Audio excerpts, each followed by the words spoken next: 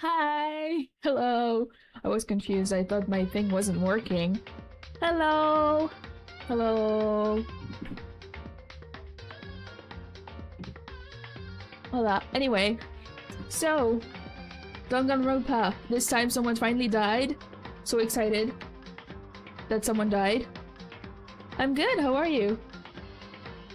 So we can finally investigate and find the murderer. So it's gonna be interesting and fun. Good. Alright. Okay. So. I don't remember where I am usually. Am I on this side? Yeah, Shiro's dead. Little baby girl. Am I here or here usually?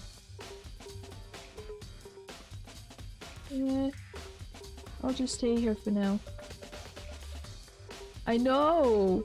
I wanted to learn so much more about her and now she's just dead. That sucks. Okay, well. Anywho. Blood. There's a dumbbell on the floor and this is a bloodstain. There's a bloodstain on the dumbbell. The Monokuma file said a blow to the head with a blunt object is what killed her. Does that mean this dumbbell was actually the murder weapon? That's right. I don't imagine it could have been anything else. Yeah, makes sense to me, but maybe they're trying to trick us. Maybe it's a fake murder weapon and the real murder weapon is not here yet.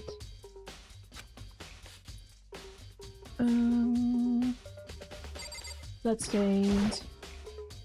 There's a fresh bloodstain on the carpet. It must have been splattered with blood during the murder. The poster's got some blood on it. It must have happened during the murder. I'm surprised that even in the girls' locker room there's a poster of a naked woman. I mean, hey, I don't judge.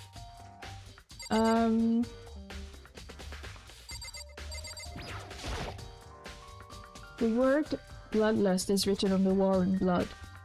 What's the meaning behind it? Bloodlust.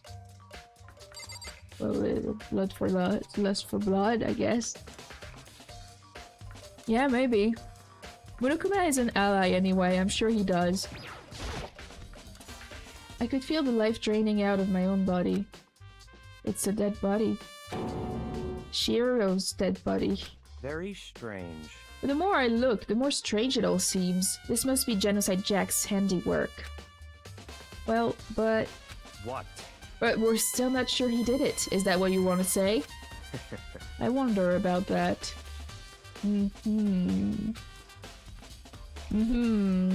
Okay, dude. Can I go in the pool? Maybe there's something there. Hold on, we still have more to check here. Okay. Can I talk to the... I mean, I checked everything that seems suspicious. Very... Blah blah blah blah blah blah blah blah blah blah blah.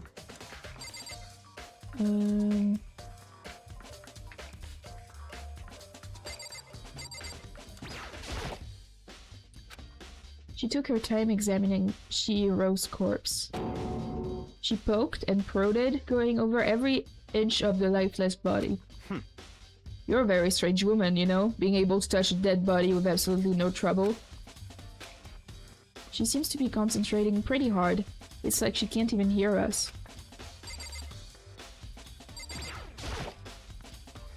If you have time to talk, you have time to start investigating.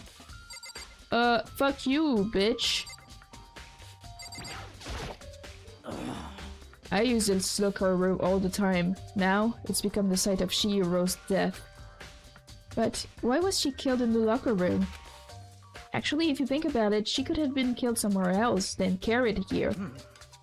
She was very light, that is true. It wouldn't be hard for someone to carry her, but still. Well. I still think she came here on her own, by choice. What makes you say that? She'd been talking a lot lately about how she wanted to get stronger. So you're saying she came here to exercise? But according to the Nokuma file, apparently she was killed around 2 in the morning. Would she really have been exercising that late? Perhaps. Hina or myself are actually in the locker room during the day, so she was probably avoiding it then. Avoiding it?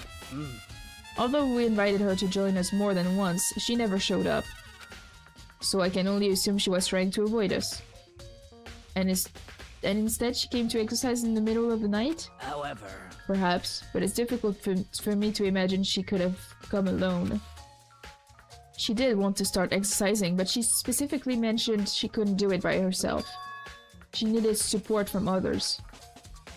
So you're saying she could have come here in the middle of the night to train in secret, but that she would also have come with someone else? It's a possibility, I think. Interesting. Yeah, I agree. He's so annoying. Bro has the face that middle school girls would simp over, but he's such an asshole. I wonder if anyone actually simps over him. I hope you drank water today, Jed, and if you haven't, now's the time to drink water. I'm drinking water right now.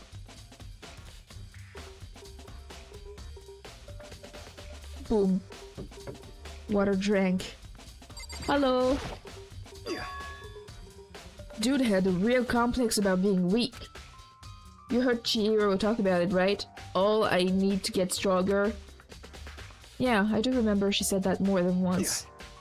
Sure did, which I guess explained the trip down here. But did she really need to get stronger that badly? Oh, that was me. You already mentioned it, but she was a girl after all. Most girls aren't all that strong. I don't know, man. Haven't really thought about that stuff. The cause of Shiro's complex. I can't help wondering what it might be. Phew. Now I believe it's about time for us to move on. Huh? Already? What? New clues won't magically appear by standing around here. We need to check every aspect of this case. That's true, but... Let's go. If you're satisfied, let's hurry up and proceed. He's so pushy. I got caught up with the wrong person this time.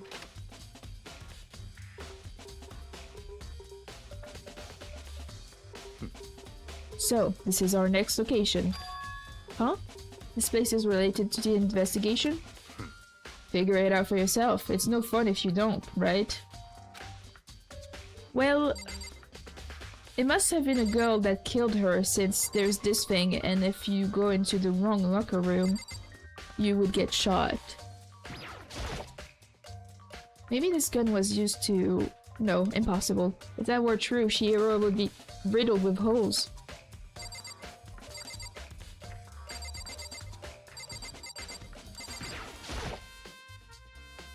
If I remember right, this card reader is meant to work with our handbooks, right? What?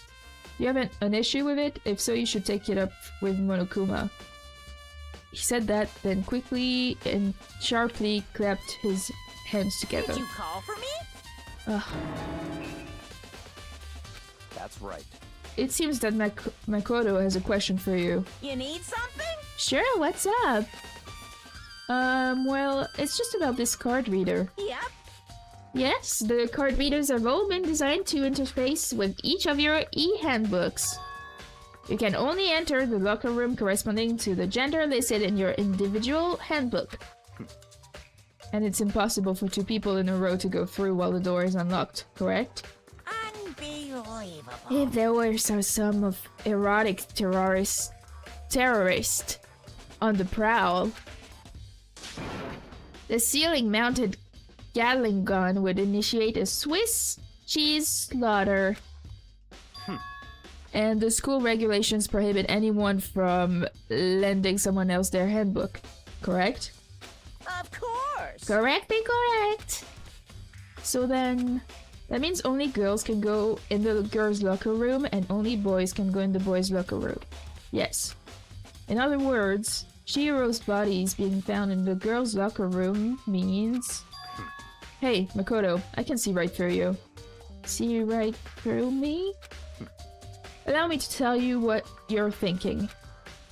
Since Chihiro was found in the girls' locker room, the killer must have been able to get in there. So in other words, As such, the killer must be one of the girls. Did I get it right? such ignorance. Good lord, you're simple. But it makes sense. But am I wrong? You should pay closer attention to the regulations. The answer has been in front of you the entire time. Loaning your e-handbook to another student is strictly prohibited. Only the act of loaning a handbook is prohibited. Borrowing someone else's is perfectly fine. Oh. So you managed to sniff out the loophole in the regulations. Knowing you, I would bet you created it on purpose, didn't you? To add a little more excitement to things. You're treating me like a punny little appetizer instead of the main course that I am. Now then, since the dead can't actually talk, they're not people anymore, they're things! Yep. Get it? Got it? Good! Wait, hold on. You're saying that's a loophole, but in order to borrow something from someone, then that means someone would have to loan it. So, Why you? So sleepy. Just listening to you makes me want to pass out. Be more like Byakuya and get your poop together. Or else I'll charge you with criminal negligence. No more questions. Figure out the rest your own damn self. Yeah. That's fine. Well, I know you are unfortunately lacking in mental faculties, so I'll fill you in myself. Damn. Let's head to the main hall. The main hall? That will help you understand what's going on. Card reader... Okay. Interesting. We came to the main hall. So what are we looking for here? Does that mean I have to figure it out myself? Okay.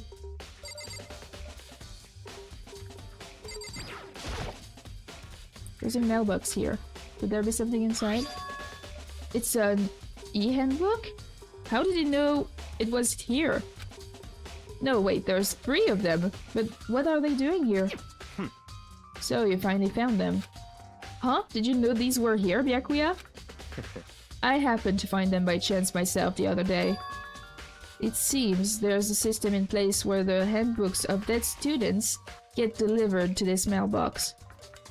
So then these 3 handbooks belong to Junko, Leon, and Sayaka? You can go ahead and confirm it yourself. I immediately turned on one of the handbooks, and when I did...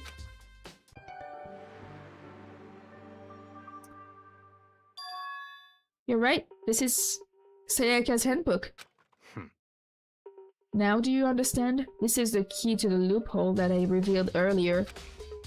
Yeah, I feel like I'm starting to get it. Blah blah blah, yes, that was like 2 seconds ago. See, yeah, now I understand. Main hall e-handbooks have been added to the truth bullet section of your handbook. What? Hold on a second. What's wrong? Very strange. That's strange. One of the handbooks won't turn on. Is it broken? Whose is it? The other handbook showed Junko's name when I started it up. Then the one that won't turn on must be Leon's, right? I see. It would make sense, yes. After all, he did get pummeled with dozens and dozens of baseballs. Pummeled with baseballs. The memory of it came flooding back. That cruel punishment which led to Leon's death. The execution that the mastermind concocted. A cruel, heartless death. You're right. It wouldn't be surprising for the handbook to break during that kind of assault. Damn it! Hey, hey! Hey, hey, hey, hey, hey! Now I'm ready! What? What is wrong? What? That e-handbook is essential to student life here. Crucial, integral, instrumental, a super big deal. There's no way it would break that easily. but it did. That's impossible! If I say it wouldn't break, it wouldn't freaking break. It can withstand up to 10 tons of pressure, and it's waterproof up to 100 meters, okay? I don't care how many baseballs you hit it with, it wouldn't do crap. Oh, but, even my amazing handbook does have one single weak point. It does? I can't hear you! But it's a secret. I wouldn't want you to go breaking any more handbooks. What? Then Leon must have broken it somehow without realizing what its weakness was, right? Hard to say. You know what I think? I think this handbook isn't actually broken. What? But you might ask, how could that be? Leaving the question hanging in the air, Monokuma disappeared. What just happened? Monokuma said it's not broken, but it's an undeniable fact that it's not turning on. That's fine. Well, I don't see any connection to the case, so it doesn't matter for now. You think so? Either way, something about it still bothers me. Cool. That's interesting. Okay then, this should be enough to get things rolling. Let's begin our investigation in earnest and track down the true culprit. Yeah, we need to find out who killed Chihiro. To be exact, not quite. Huh? Not quite?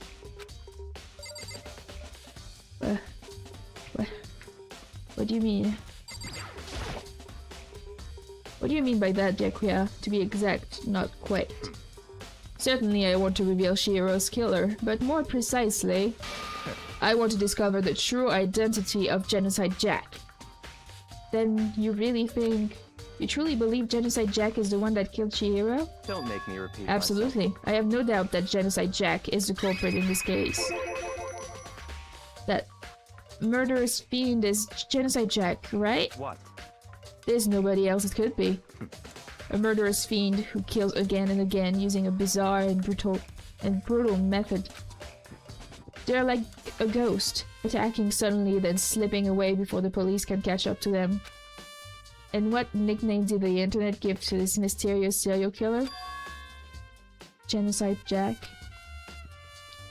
They say he's killed thousands of people, but that's gotta be an urban legend. Still, could one of us really be a demented, psychotic killer like that? You're not wrong to wonder. But words mean little right now. I have something that will prove it, and I can show you. Then show me then. Oh. Don't make me. Oh wait, there's something else. Don't make me repeat. Is there really proof?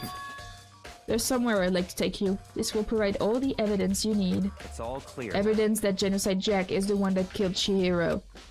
Evidence? Does something like that really? Hey, you too! Big trouble! Need your help!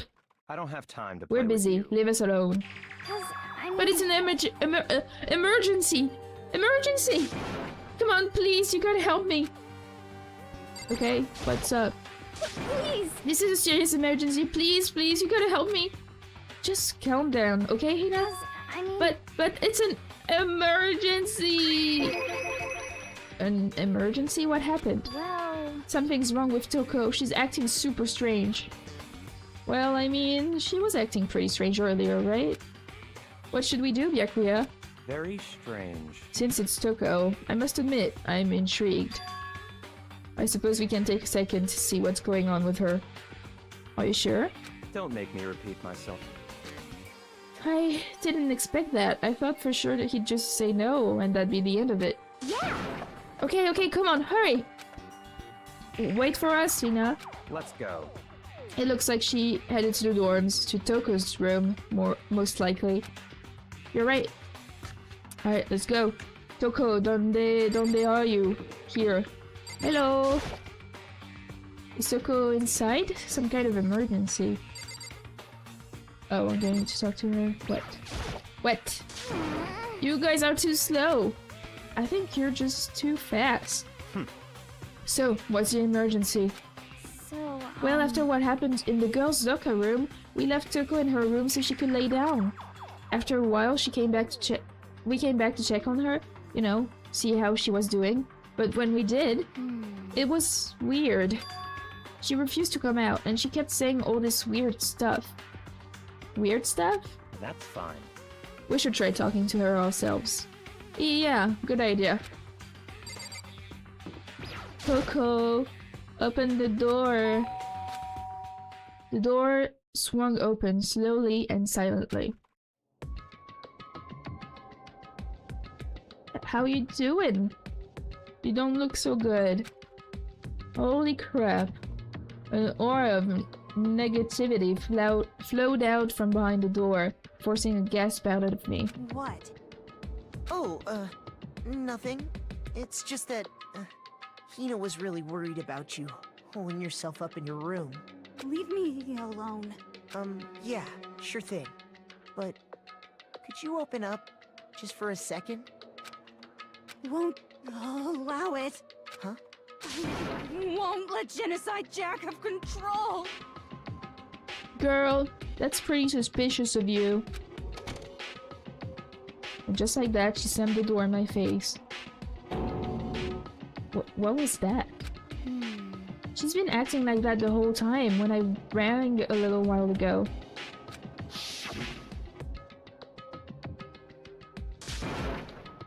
I'll drive out the killer. Drive out the murderous fiend.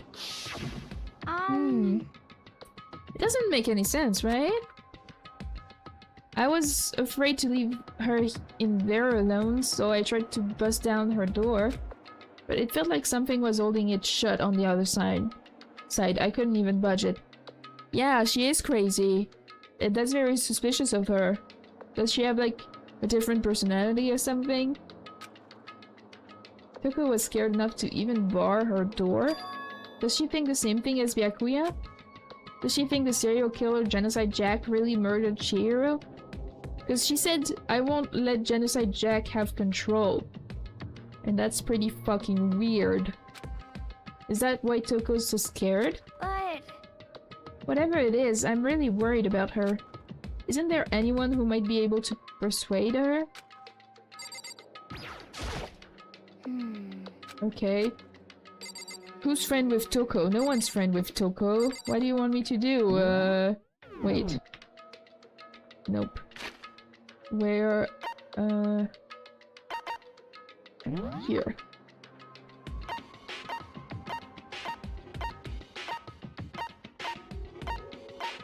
Oh. Yeah, she does have no friends, but, like, wasn't she simping on Byakuya? Who was she simping on last time? She was going crazy over someone. I think it was Byakuya. Why isn't she marked as dead? She is dead.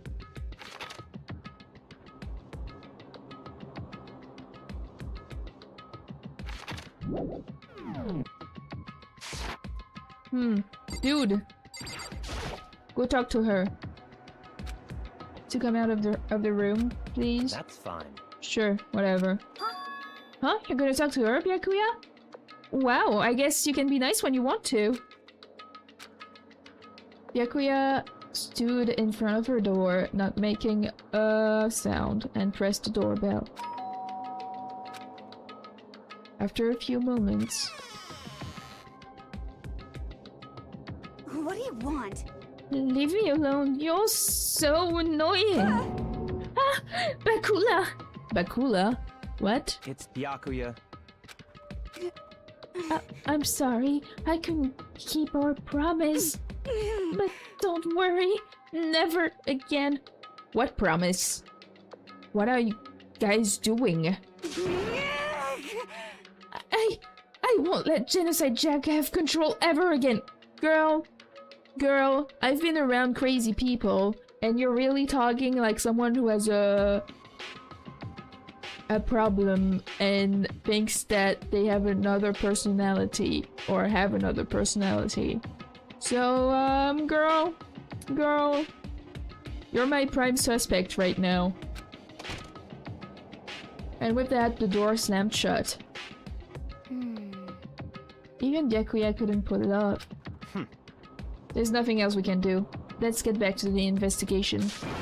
Hold on. Hey, Byakuya, what was Toko talking about just now? Something about a promise? Yeah, what's that about, bitch? Oh, I have no idea. Another one of her delusions, I'm sure. You're lying to us. But... Stop talking. if I say I don't know, that means I don't know. Just let Hina take care of her.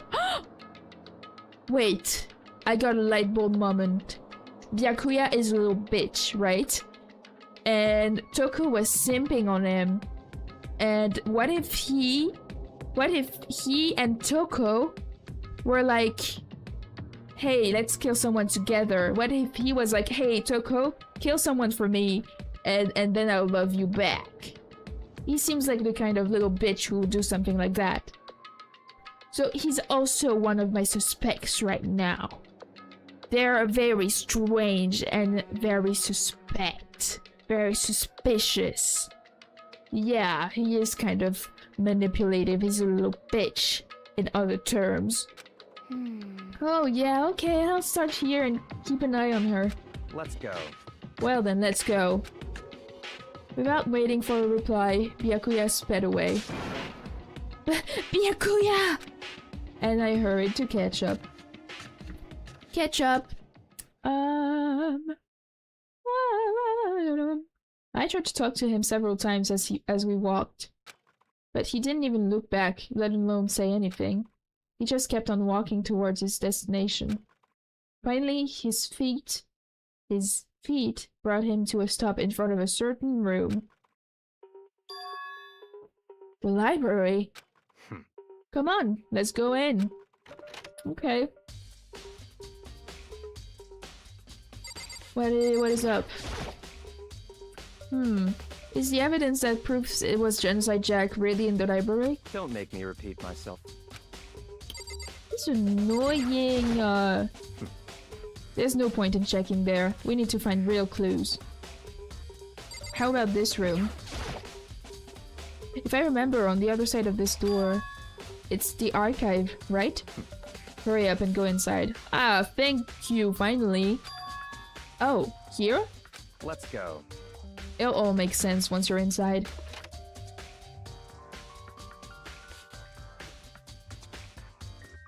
Wow, there's so many books and files. And so much dust, too. So, in other words... I would say there's enough value in this place to endure the dust. Okay, there's a lot of things to investigate. Oh.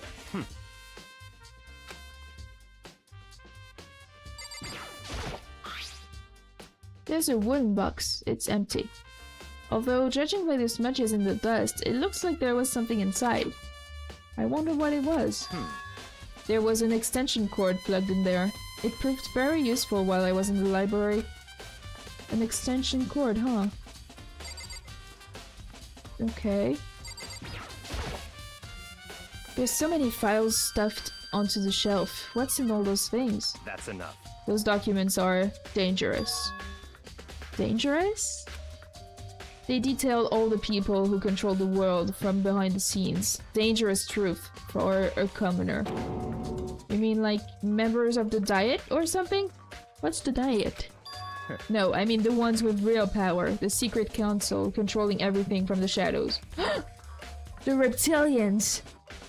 If you're ready to be disappeared for it, take a look. There are some very interesting people in there. You're just kidding, right? Am I? I'll just let it go for now. Yeah. This shelf is stuffed tight with files. Without really thinking about it, I picked one at random. Ah, you have a sharp eye indeed to select that file. Huh? That's right. That's the report of a presidential assassination. The original is kept at the National Library. It won't be declassified for another 30 years. Are you sure you want to look at it now? There's no telling whose crosshairs you might wind up in for peeking at it. Bro, there's no one watching me here except you, so, you scare me. Without making a sound, I returned the file to the shelf. He's such a weirdo. There's a ton of thick files stuffed into the bookshelf. If you're thinking of looking through any of them, let me give you just a little warning. Those things are filled with graphic, disturbing photos from all kinds of crime scenes. It's the kind of thing any normal person wouldn't ever want to look at. Be careful. Huh? What do you mean? All those files there are investigation reports related to different cold cases. Those are internal documents for police eyes only. They're not the kind of thing you'd expect to leak. Oh. Okay then. I won't look. Look at this cute little box. Oh, I can't look at it. What am I missing then? That's right. Where? Hold up. I thought I looked at everything. I don't remember the key. Oh, the key to. Oh, to like show everything. Ah, here it is.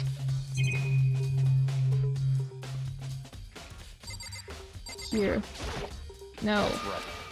Shush. The lamp? Huh? It's a desk lamp. Oh yeah, it's the same one I saw Byakuya using in the library before. What? Do you have a problem with that lamp?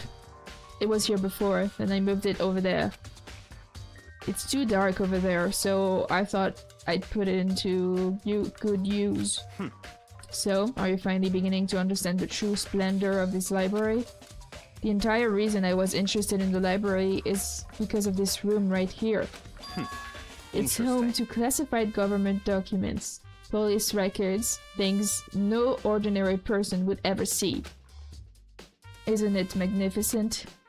This can't be for real, right? Such ignorance. That's your guys' problems.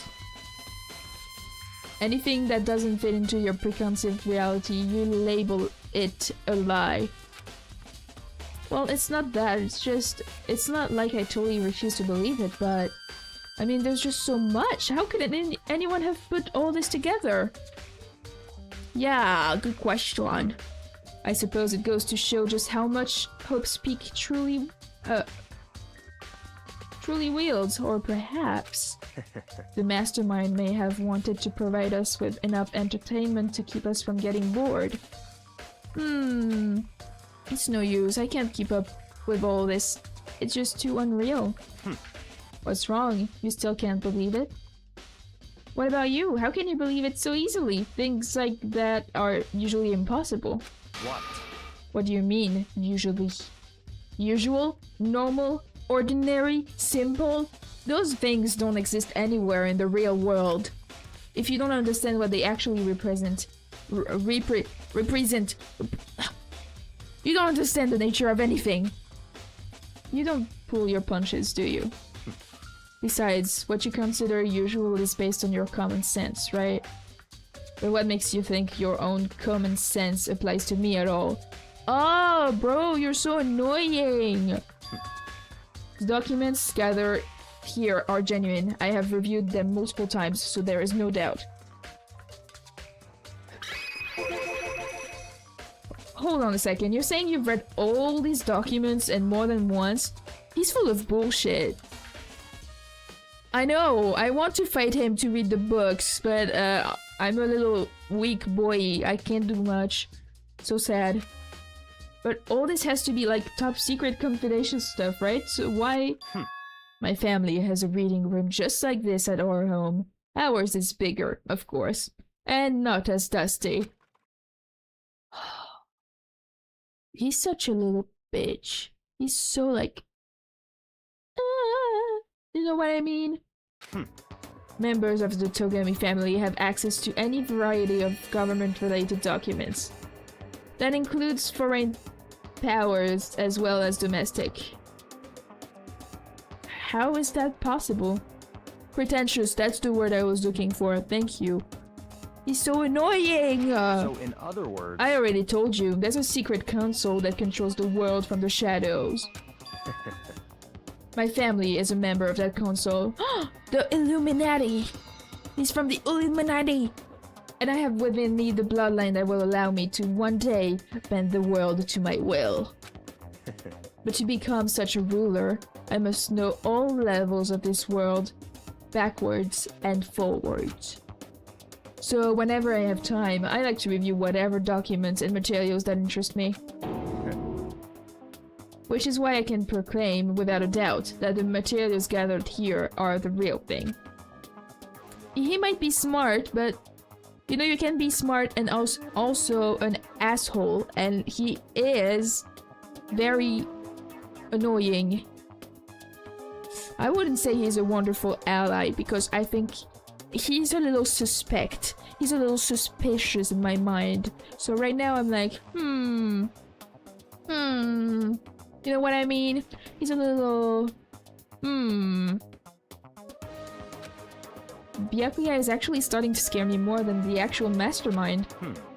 And what always interested me the most were the cold case police investigation reports. Reading through those reports has always been a hobby of mine ever since I was little. It's excellent mental exercise. I've solved more than a few of those cold cases just by reviewing the reports. Sure you did. And among all those reports, one of my recent favorites is the Genocide Jack case. As he talked, Byakuya grabbed a specific file from the shelf. That's right. This is the complete case file. Every single report surrounding the Genocide Jack cases has been compiled in here. Because there are so many, allow me to quickly summarize the main points. To begin, there are two notable characteristics in every Genocide Jack murder. The first characteristic is that at every crime scene, the word bloodlust is written in the victim's own blood. And the second is that when the victims are murdered, their bodies are suspended in a certain way. Bloodlust is written in blood and the victim's body is suspended. It's exactly the same as what happened to Chihiro. Save your surprise, the best part is yet to come. For the second characteristic, where the victims are suspended, the only ones who knew about that particular fact were members of the police and other higher-ups. By all accounts, nobody in the media ever found out. Huh? In other words, no one on the news, no one online, nobody knew about that aspect of each crime. Only key officials and the killer himself knew about this act of mounting the victim. Now, if you recall Chihiro's corpse, her body was most certainly mounted in this fashion. So, how could the killer have known about suspending the victim? Well, it's because it's the actual killer! Dumbass! That's right. That's the key question! But in fact, the answer is quite simple. So in other The words, culprit isn't a copycat killer, it's the real Genocide Jack. What? Gah! in other words, That right there is the evidence that Genocide Jack has hidden himself among the rest of us. He's among us. Then Genocide Jack really is such a brutal, fiendish killer. Really is walking around among us. interesting. Things are really starting to get interesting, aren't they? I never imagined a killer with such a reputation would ever become part of our little game. Now, don't you think it would be good for you to take a look at what I've already seen? You might just manage to ferret out a clue or two. Such ignorance. If you get down on your knees and beg, I might even show you myself. Kinky! I want to get down on my knees and beg. Byakuya, about getting down on my knees and begging. Could I do it? That's fine. Well, you didn't beg, but I guess it's okay this time. Feel free to look at it in here, but you can't take it with you.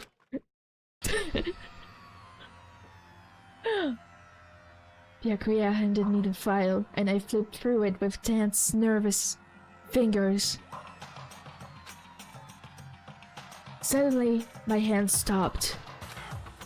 I had reached the page where photos from the scene of each crime had all been collected. Oh, that's sick, bro. It does look like the Death Note. I was just thinking about that. Yeah, Genocide May, that's nice. I like it. The names of Genocide Jack's victims ran on for several pages. Ken Harada, 32, Tetsuhiro Honda, 17, Shoji Gaku, 23, Kano Issei, 14, Takeshi Yoshida, 30. It all sounds like dudes' names. Komatsuna Taro, Takefumi Gono, Ushida Naohisa, Takeshi Masamune, Yuto Yumejima. There was no end to it. But one thing became perfectly clear as I read. All of the killer's countless victims were killed and suspended in exactly the same way. And at the scene of every murder, the word bloodlust was left in the victim's own blood. Yeah, it's not an age thing, maybe it's a gender thing. Yeah. I mean, if you're a serial killer, I don't think you care much about kids. Now take a look at the next page, and you'll find another interesting tidbit. The next page? Profiling results! All of the crimes took place either on weekdays at night or during holidays, either day or night. The most common time for the killings to take place was on holidays in the afternoon. Based on these facts, it could be suggested that the suspect may be a student. Evidence suggests that the suspect lingered at the scene, but when they did leave, they were in a panic. Because an eyewitness has never come forward, it's unlikely there was any external reason for this. This confused behavior suggests that the suspect may potentially suffer from dissociative identity disorder. Oh! Wow! Whoa! I mean, you're right. You're right. But it would make sense that it's a student since we're all students here, so we're just gonna go with that. So in other words... But you're right, doesn't make sense that they would come to this conclusion. I mean, maybe people in Japan still work on holidays? I don't know. The key point here is that the culprit may well have a split personality. That sounds like someone we know, doesn't it? Doesn't it sound like someone we know? Someone whose name is T-O-K-O? Toko? Very, very suspicious. A split personality, like the kind of thing you see on TV? So, I'm part of another totally unbelievable story. Celeste is also very creepy, but so far, Toko is the one who's been acting very weird, especially today. I mean, she's always been weird, but today especially she got crazy. But this one is way more unbelievable than anything else up until now. Or maybe it really isn't. I don't know, I feel like my mind has gone numb. Genocide Jack case file has been added to the Truth Bullet section of your handbook. Let's go. Alright, we should get going soon. Huh? Where are we going? Anywhere but here. We've finished our business here, haven't we? Hi, Sayori! Welcome! You think Toko is just awkward? I mean, were you here earlier when she was saying a lot of weird shit about not letting Genocide Jack out and failing to keep her promise with the other guy? It was weird. Yeah, you think Leon died too early? I mean, someone had to die at first eventually, so... Yeah, you missed the good stuff, but yeah, I have my reasons to suspect Toko other than the fact that she's weird. She was talking about not letting Genocide Jack out and stuff. Yeah, no, she was very weird. I'm sure we'll see more of it. You think he was the best character? Why?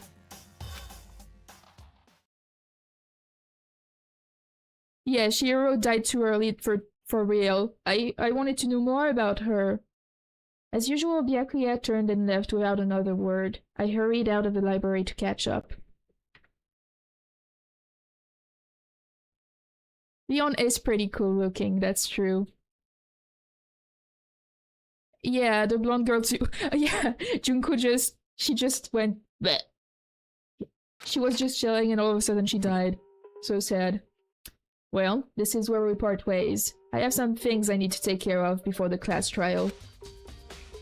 Huh? Just all of a sudden like that? I don't have time to Come play on, with enough of you annoying misapprehensions. Did you really think we'd be together the whole time? Well, you're the one who was like, be my little accomplice. Let's examine stuff together. Let's be friends. And now you're being a little bitch.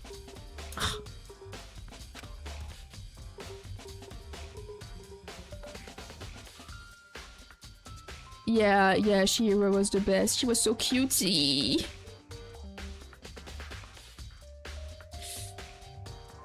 Yeah, that's true. Junko was just here. But she was fun. I liked her character. She was so fun. Sad.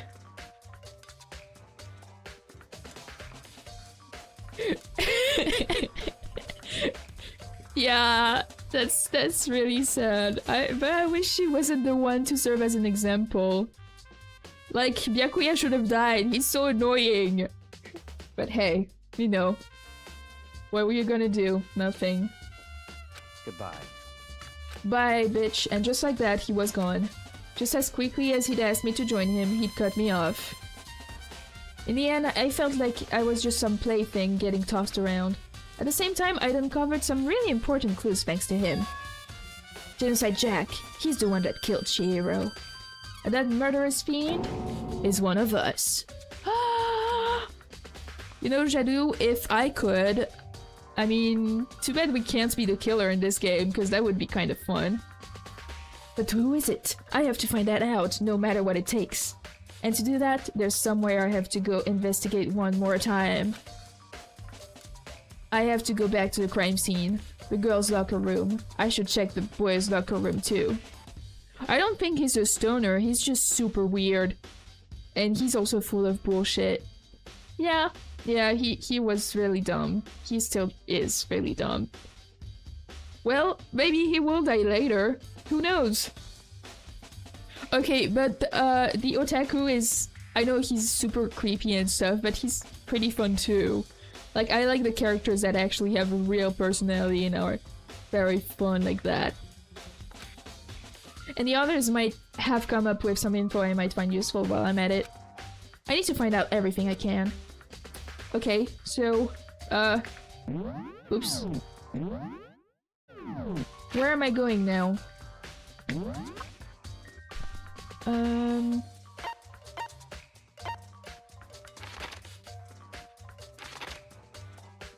Here, there are people over here. Let's go talk to people. Oh no. Toko is disgusted by him. They can never be together.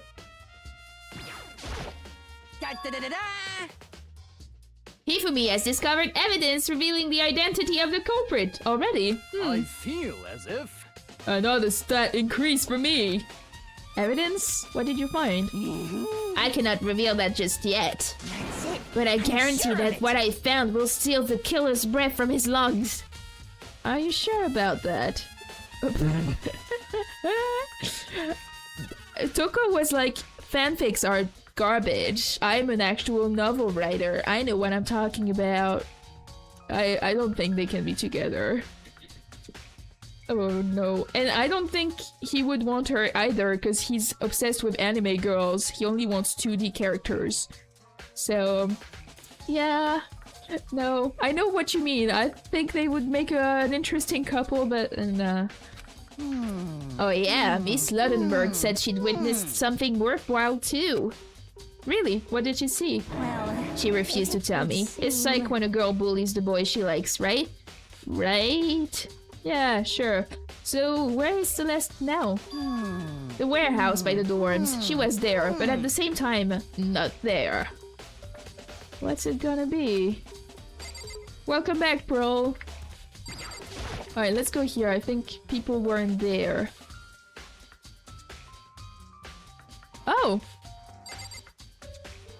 Hey! Hey, this is not right. This was supposed to be in... No! We had the naked girl here as a poster in the men's bathroom. Did they switch the posters? Does that mean that Shiero was killed here, and since there was blood on the poster, they changed the posters? It would make sense, I mean, cause like, clearly the other poster was here. They can't fool me. I remember that thing. I remember! Huh, this poster. It's a popular band called Tornado. Somehow it doesn't quite seem fit to fit in the boys' locker room. Yeah, you can't dupe me. I remember this. Why even change it? I don't know. Maybe they couldn't dispose of it. That's a great question. But I think... Yeah, he probably would be. Oh no. I hope I don't have him in my chat someday. Hifumi randomly is like, hi! I know, we must save Celeste. Where is she, by the way? We should go talk to her. She's here in the warehouse. Okay, let's teleport. Where can I teleport? Can I not teleport?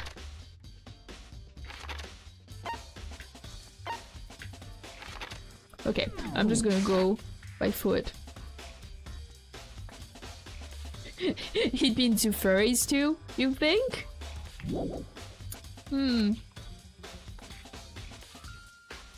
Please, no.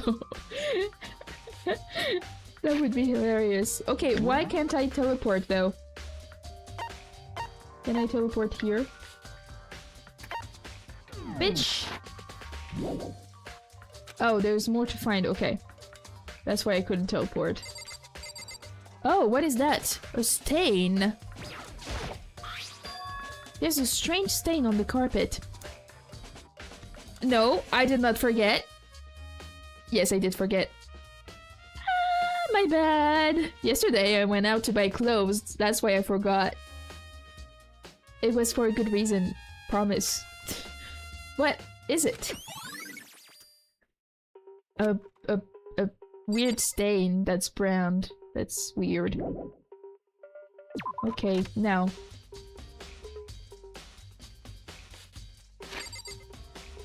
Now, let's go.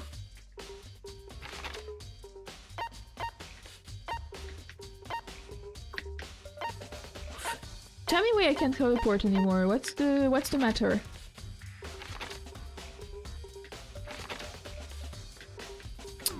Whatever. Ew. I hope it's nothing weird. I mean, knowing this game, it probably is something weird. Is there more people to talk to here? No, then why?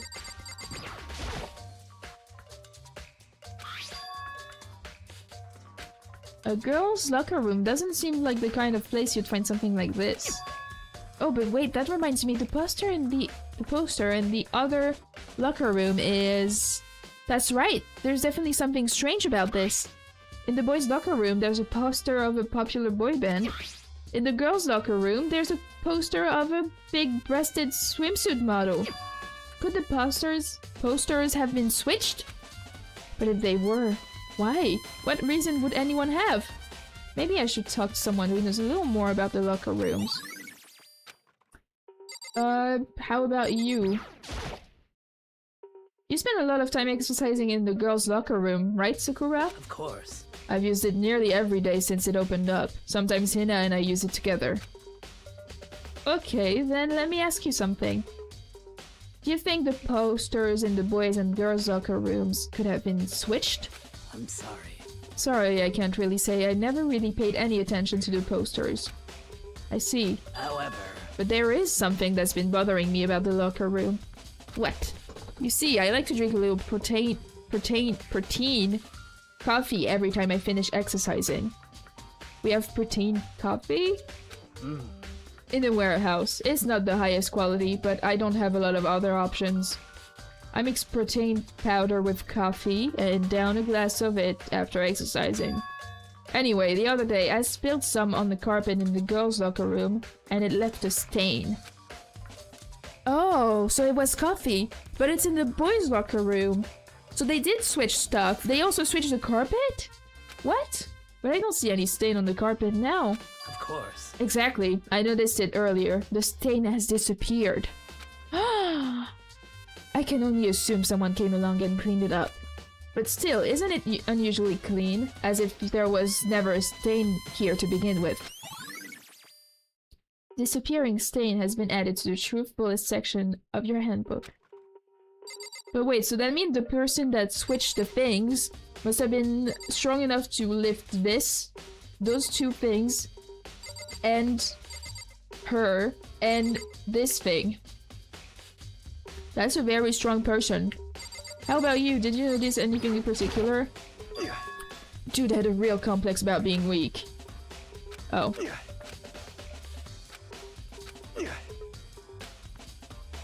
Oh, okay. Anyway, we can't learn anything about him. How about you? Hey, Kyoko, have you made any progress on your investigation? Indeed. Generally speaking. However, But I have to get going. I have something unrelated to take care of. Something besides the investigation? What is it? well, Nothing you need to worry about. Just concentrate on the murder. But so then, before I go, let me give you one piece of advice. You should examine Shihiro's body one more time. Thoroughly. Also, her handbook is missing. You might want to determine its whereabouts. goodbye. That's it. I'll be praying for your success. With that, Kyoko turned and left the girls' locker room. I guess I'll take another look at the body then. Huh. I don't know this game. Interesting. That's definitely worth worrying about. Yeah, where's her handbook? Is her handbook the one that wasn't turning on? Because we have no way to know. Maybe it was. Hello. So, what's up with your buddy? I know she said thoroughly, but I do have my limits. Well, I'd better give it a shot anyway. Let's see. Shihiro's hands are bound with what looks like some kind of rope. The rope was used to prop her up in a kind of crucifix position. Huh? This rope has a plug? It's the extension cord that was missing from the archive! Byakuya is definitely even more suspicious now. Wait, so then this isn't the rope at all. But the more I think about it, the more that's not the only thing that concerns me. Shihiro's fatal injury was the blow on her head. Which means someone struck her in the head in order to kill her. That's right, there's the issue of her being suspended and the fatal blow. At first I didn't see any reason to think too much about either of them. I don't think it's Byakuya alone, I think it's Byakuya and Toko together. It makes sense, it just makes sense. But seeing them again after looking through the Genocide Jack file, something's not quite right. What does this all mean? Status of the dead body has been up. Well, the one thing most likely to tie all these mysteries together is the true nature of the rope that was used to suspend Chihiro. And to figure that out, there's a certain place I need to revisit and look over again. Plus, it might help to look at the Genocide Jack case file one more time. Yeah, definitely. Alright, let's go. Please let me teleport this time. Yes, thank you. Let's go. Let's go to the library.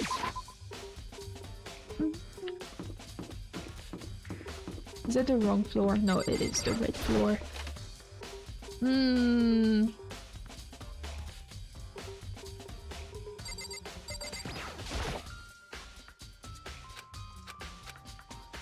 You think Celeste is suspicious, but we haven't done anything with her yet. We're gonna talk to her right after, though. This box was where the extension cord was. The wooden box is empty. The extension cord wasn't there before. Oh, is that all?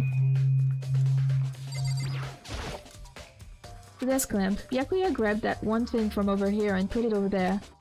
It sure is dark over there. Okay. How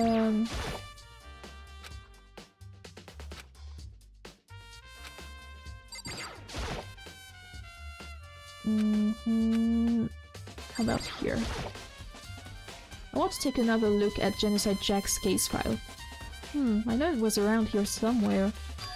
Oh, it's gone! Did someone take it out of the archive? But the only one who would do something like that. I can't think of anyone but Byakuya. Weird. Weird dude. What is he up to?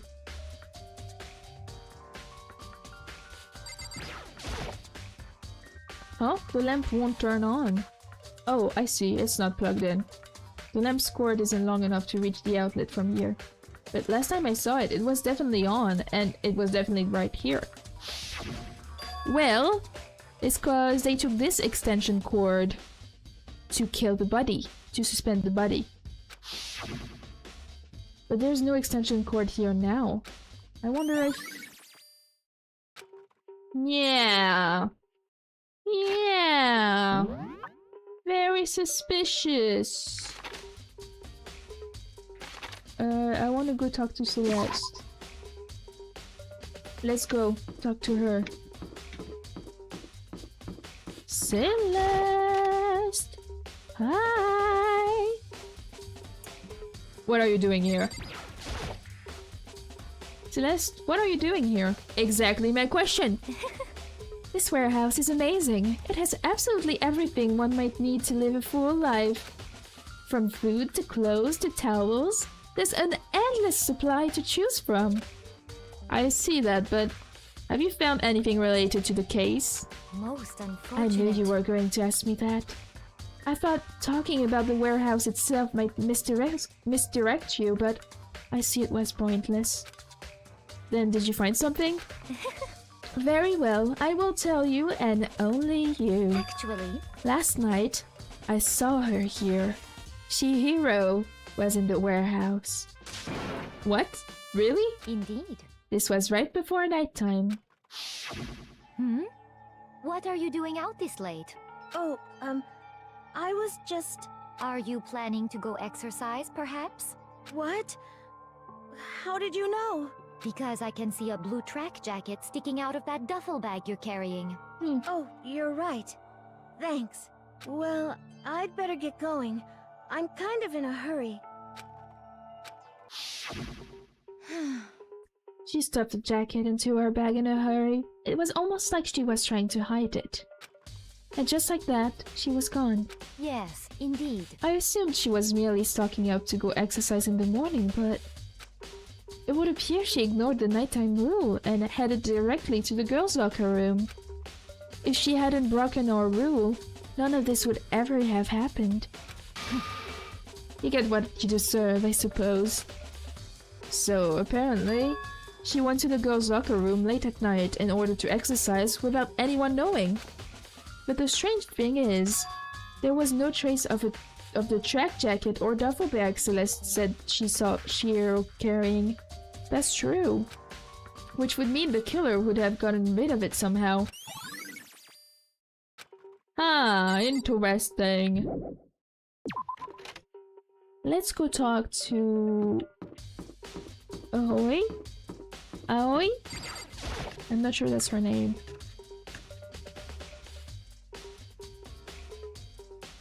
You. Oh, that's Hina. My bad. Oh, Hina, how's Toko doing? Same as before. Oh, her name is Aoi. Yes, I love Celeste's fashion sense. She's so pretty. Same as before, she won't come out, and she just keeps on mumbling something about Genocide Jack. So I just left her there. You left her? my head was all swimmy and I was getting pretty hungry. Yeah. Oh, but don't worry, I'm gonna head back as soon as I'm done eating. Toko's not exactly pleasant, but I'm still worried about her. Speaking of which, what are you eating? Huh? A donut, of course. A donut. Of course. There's two things I'm sure God created. Outer space and donuts. Oh, look at her cute face. Really? I bet Chihiro would have liked to eat more donuts. Maybe that was her one big regret. I should have tried to spend more time with her. I hope- yeah, no. I hope she doesn't die, cause she's the suspect. So then that means we should find someone else who killed her. Come to think of it, who did she spend time with? Well... Yeah, she was a little bit strange, didn't really hang out with the other girls much.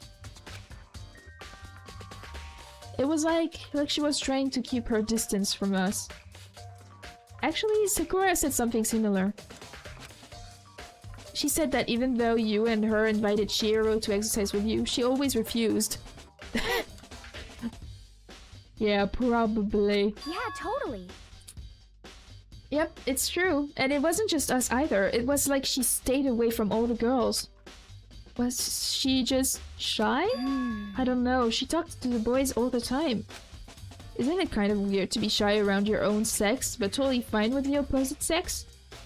You're saying Chihiro was a pick-me? No, she wasn't a pick-me. She was too cute to be a pick-me. Oh, wait, maybe. Maybe she was used to guys spoiling her. The law says you can't judge a book by its cover, right? I think so. I never really saw her as that kind of girl. Okay. Ding dong bing bong!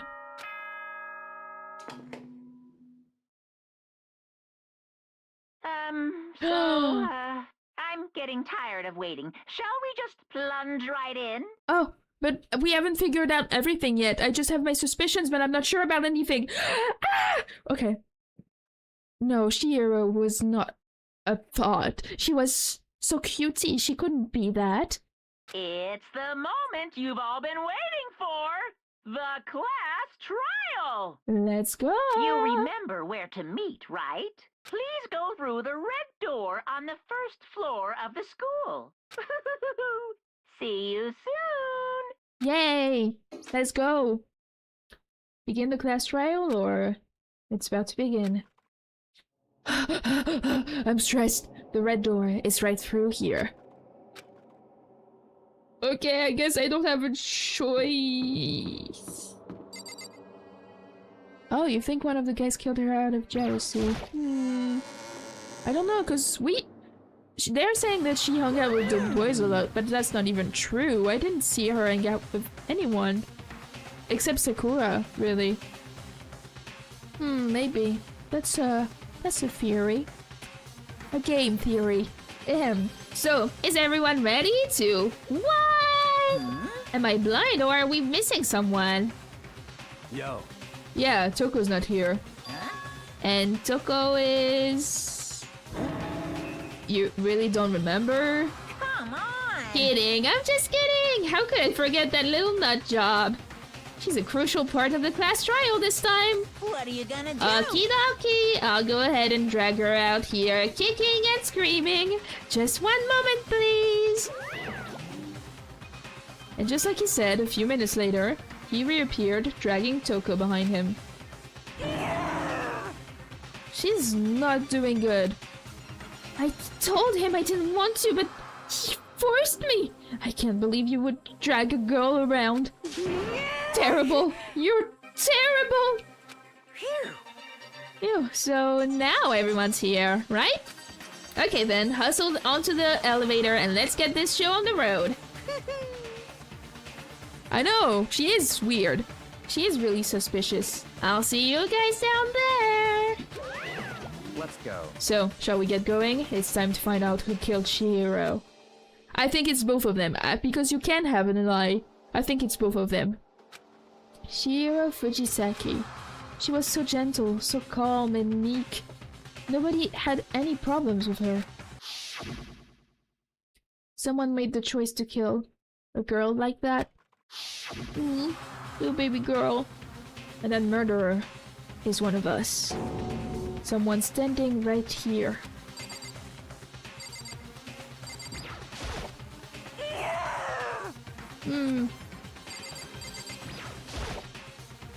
I gave you plenty to work with. Show us how far your logic can take you.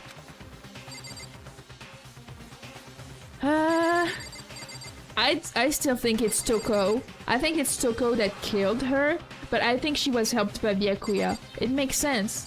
Everything falls into place. What I can't quite figure out was why was she in the boys' locker room in the first place? Because that's where she was killed. So that's weird. You really think that Chihiro would get close to that asshole? I don't think so. She was too cutie to be friends with this bitch.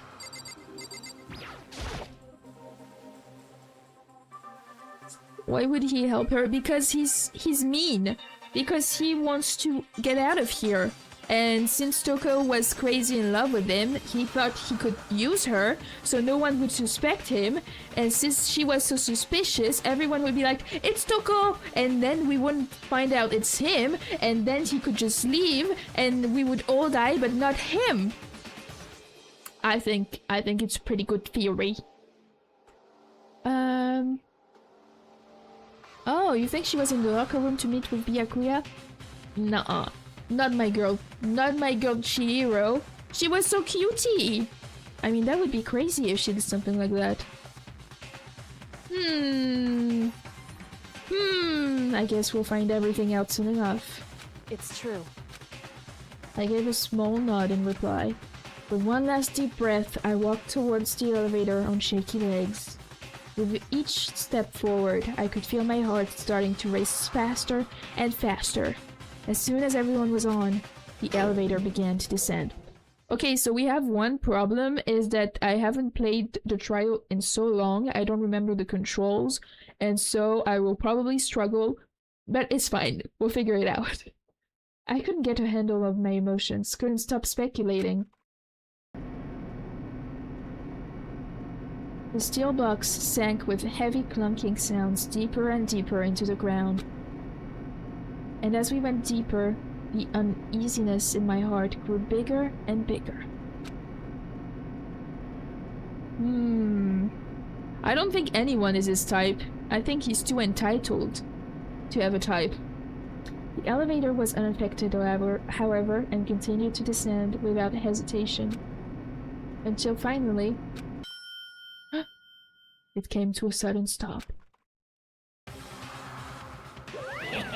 I think Byakuya is the type of guy who would want a girl just for his status, or just to obey him and not do anything. So actually, maybe Chihiro would be like that. But I hope not. That would suck. What do you think? What do you think? I redecorated! Isn't it so fresh? Isn't it so exciting? Don't waste our time with stupid questions. Let's get this over with. Good. You're raring to go. Gotta say, I don't hate it. Not at all. Well... Okay then, let's get this show on the road. Thrills, Everyone, please find your assigned seats. I wish you could. I want to get affiliate, but unfortunately, that's not something I can control. And so the curtain opened once again. A deadly judgment. A deadly deception. A deadly betrayal. A deadly riddle. A deadly defense. A deadly faith. Okay, dude. A deadly class trial. Wow! Yes, we need to save right now because I think I'm gonna maybe die because I don't remember stuff. Okay. I can equip my skills. My skills are... I have this. Increase damage to the opponent when a statement is destroyed. Okay, that's nice. Vocabulary. Increases bullet capacity. Okay. And this allows you to reload 2 bullets at once. Okay, I'm just gonna use them all. Slay. Okay, I guess we're done. I guess this is it. Oh my gosh. Oh my gosh. Let's begin with a basic explanation of the class trial. So, your votes will determine the results. If you can figure out who done it, then only they will receive punishment. But if you pick the wrong one, then I'll punish everyone besides the blackened, and the one that deceived everyone else will graduate. Okay then. So, first off, let's talk about the murder weapon! Yay! Okay, so the murder weapon, we didn't see anything else that could be a murder weapon, so it must definitely be the dumbbell.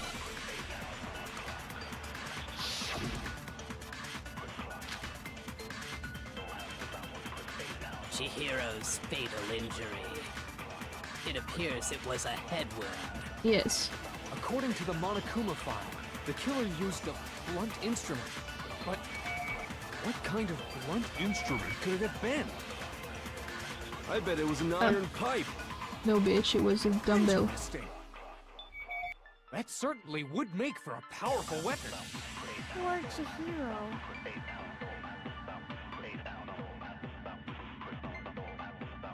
Okay. Chihiro's fatal injury. My bad. It appears it was a head wound. According to the Monokuma file, I don't remember the how I killer can used skip. a blunt instrument. But what kind of blunt instrument could it have been? Bam! Oh. Oh no, it doesn't contradict. My bad. My bad. I said I don't remember. This is bad. It appears it was a head wound. According to the Monokuma...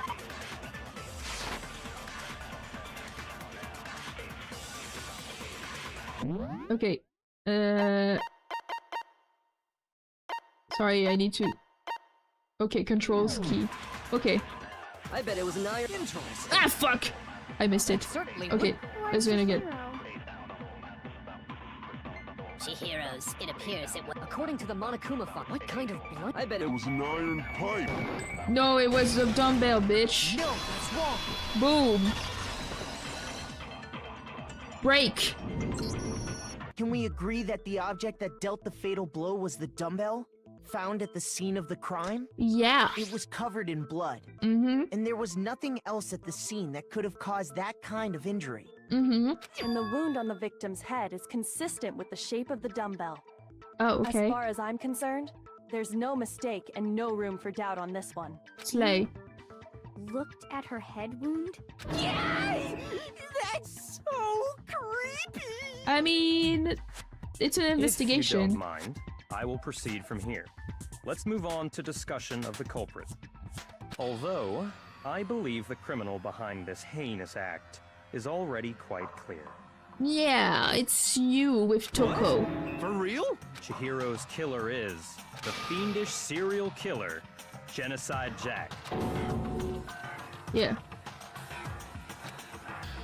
A new element has been added to non-stop debates. Yeah, tell me about it. For this debate, lines of white noise will appear to disrupt your reactions. Your truth bullets will disappear if they hit these lines, so think of them as obstacles in your debate. But there's a way to keep this white noise from getting in your way. Press the right mouse button to attach the silencer, which you can use to shoot down the white noise.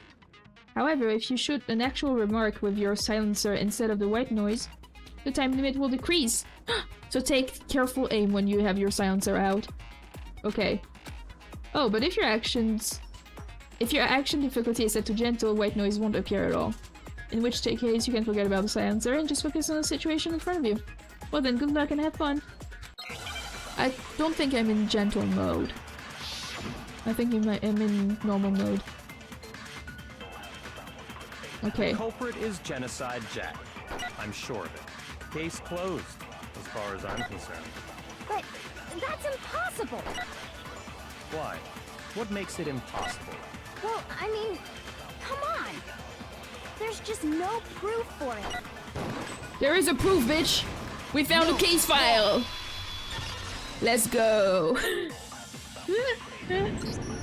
I might know one reason he could be involved. What? I found this file while I was looking around the archive in the library. I guess it's some kind of confidential file the police put together about the genocide Jack— What? That's kinda weird as shit, isn't it? What was something like that doing in the library? The why of it is probably more trouble than it's worth. So let's forget about that for now. More importantly, it outlines all the specifics of every Genocide Jack case in exceeding detail. According to the file, there appear to be 2 defining characteristics in every Genocide Jack case. The first is that a bloody message is found written at the scene of every murder. Yes. Oh, that's right. Boob lust. No. It's actually bloodlust. But more important is the other characteristic, and it's something that has never been made public. Never made public? What the hell is it? Why don't you tell them, Makoto? The other characteristic is that the victim was positioned. I got it! Boom. Apparently, in every Genocide Jack case, the killer suspends the body in a certain way. Other than the killer, the only people who know about this are the higher-ups in the police department. However, Chihiro was most definitely suspended in the same way. So, how did the culprit know about this when only high-level police officials were aware of it? There's only one logical answer I can think of. It's because the culprit in this case is the real Genocide Jack. Yes. No fucking way! Yes, fucking way. Genocide Jack is one of us? Yes. In fact, it's Toko. Oh, he just said it. Just like that. Genocide Jack's true identity is Toko Fukawa. You lie! What? Hey, okay, wait, hold on a sec. Toko has, like, bloodophobia or whatever, remember? What kind of serial killer is afraid of blood? Is Toko Genocide Jack? The answer is yes and no. Because she has a split riddle. personality. Man, why is this gotta be so complicated? Well, she has a split personality.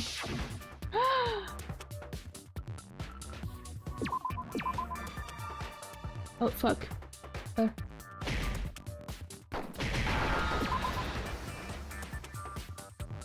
What is that? Oh, fuck.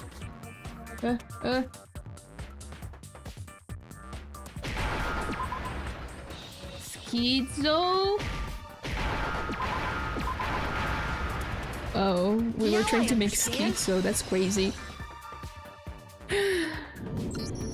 Is it because Genocide Jack has a split personality? It's not the same thing as being a schizo. I think I read that somewhere in the file too. They thought that the suspect might have, what did they call it? Dissociative identity disorder. Oh, okay. But still, to go and say that about Miss Fukawa is... Perfectly acceptable. Toko's strange behavior after seeing the body is proof enough that she has a split personality. The one thing that shows Toko could have a split personality has to do with her behavior. Well, the behavior changed. I got it! You're talking about how she started acting totally different than usual, right? Yeah. That's right. Think back. She fainted when she saw Chihiro's corpse, and then, when she woke up... Well, she was crazy, and she also didn't have a stutter. Whoa, is that a dead body? Hey, are you dead? Yeah! She must have hit her head real hard when she fainted. The world has a front and a back, a top ending and a bottom, a sea of truth and a web of lies. This is quite concerning. I mean, she sounds completely different. She was acting funny, that's for sure. That melancholy tone of hers completely disappeared.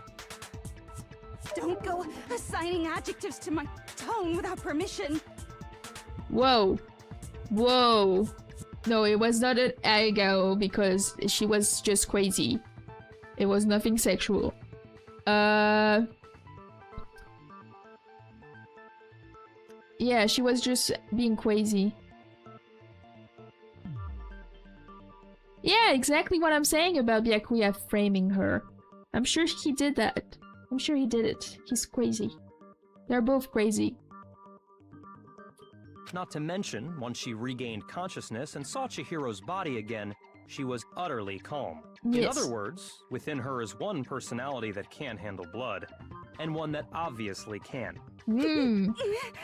So when Toko trapped herself in her room, it's because she was scared of Genocide Jack?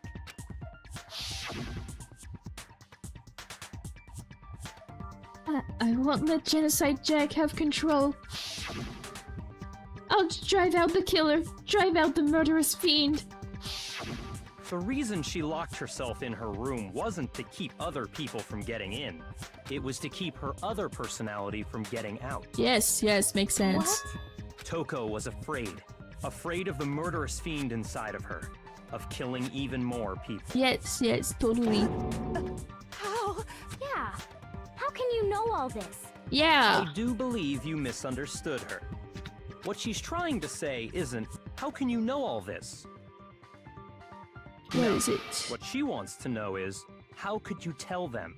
Yes, because you were her Last ally. night, just before Monokuma gave his motive speech, Toko and I had a strange conversation. She told me a most interesting story. She said a murderous fiend lived within her, and she was afraid it could appear and attack at any time. Why would you And that tell him? He's trepidation not is to be what's caused her trusted. to have such a bleak attitude. Isn't that right, Toko? This is all a lie. Right, Toko? You said you wouldn't tell anyone. What? You promised. I can't believe you lied. You have only yourself to blame. You came to me with your tragic little story. I didn't ask you to. He's so mean. This is the real world, not some romantic fantasy fairy tale. Besides, you broke your promise first. You said that as long as you were here, no matter what, you wouldn't let Genocide Jack kill anyone. But in spite of that promise,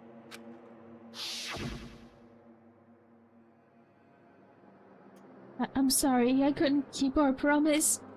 But don't worry, never again. I won't let Genocide Jack have control ever again. You said if I kept my promise, you would go out with me. Ah, that's what we said. That's the only reason I promised. how many times do I have to tell you? I never said that. But you weren't able to do it. You just couldn't resist that rush you got from killing, could you? Damn. I tried. I swear I tried to control it. But your efforts were useless. What a disappointment. Oh, he's so mean. I hate you. Yeah, Well, you should hate him. The opening act is nearly finished. All that's left is to hear from the person in question directly. The person? You don't mean... Toko's body suddenly lunged backwards. A huge thud echoed across the courtroom, but in the next second...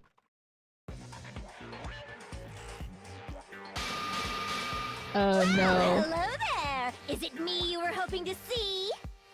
What the heck? So you figured it out, huh? Well, whatever. What are you gonna do? I'm the ultimate murderous fiend, Genocide Jack! Or better yet, let's go with Genocide Jill! What the fuck is this? Well, it's Genocide Jill. What happened to you? Not Toko. That's a loser name. And what happened is a textbook split personality. So what if one of them happens to be a serial killer? You should turn a blind eye to one's faults. Oh no, she crazy. Intense. Like they say, sound in murderous mind, sound in murderous body. This one is so different from the one we've come to know. Yeah. Yes, well, the world is composed of a front and a back, you know. Just like how every inning has a top and a bottom, or how in the depths of every truth lives a little lie. Behind every dark and gloomy soul lives another that shines as bright as the sun! Crazy. This is beyond insane. Miss Jack, Jill, can I ask you a question? What's up? Oh, she's so Some of us cutie. might be the mastermind behind our entire situation. What are your thoughts on that? Well, I'll tell you. I am the mastermind of all masterminds. What? Just kidding. Okay, okay. Then it's not true? Of course it's not true! How dare you try to link me to that creepazoid? And another thing, the police and government and society in the outside world are totally powerless! I like the tongue too. I think it's They fun. just let this idiotic, bloodthirsty maniac go buck wild all over town! Sure, I'm a bloodthirsty maniac, but life is pain, right? To live is to hurt other people. It's a necessary evil if you want to survive. The act of living itself causes pain for everyone. Just kidding again! Girl. This should be enough to convince you. This murderous fiend is responsible for Chihiro's Look death. at how he's trying to ping everything on her. You're not completely innocent either, mister. I know that you are an accomplice. There's clearly a motive, so there should be no doubt. I don't think she's strong enough to lift everything up by herself. To change stuff. A motive? Remember what Monokuma told us? If someone didn't murder and graduate within 24 hours, an embarrassing memory or secret would be revealed. Well, let's assume that Toko's secret was about Genocide Jack. If a secret like that came to light, Toko's life would have undoubtedly been forever ruined. Yeah, that's quite the secret. So she had a very clear motive to never have that side of herself exposed. Interesting. Very, very, very interesting. But sorry, as much as I hate to admit it, I'm not the culprit. Oh. So it is I cannot Byakuya. imagine anyone other than you could murder someone in such a bizarre fashion. Maybe so, but nevertheless, it's the truth. Do you really expect any of us to believe you? Yeah. I could never believe a word you say, you monster. Maybe. Maybe she's totally right about that, but something's still bothering me. What she said. I need to get some more details about all of this. Yes, let's go! I'm so hyped! Status of the dead body.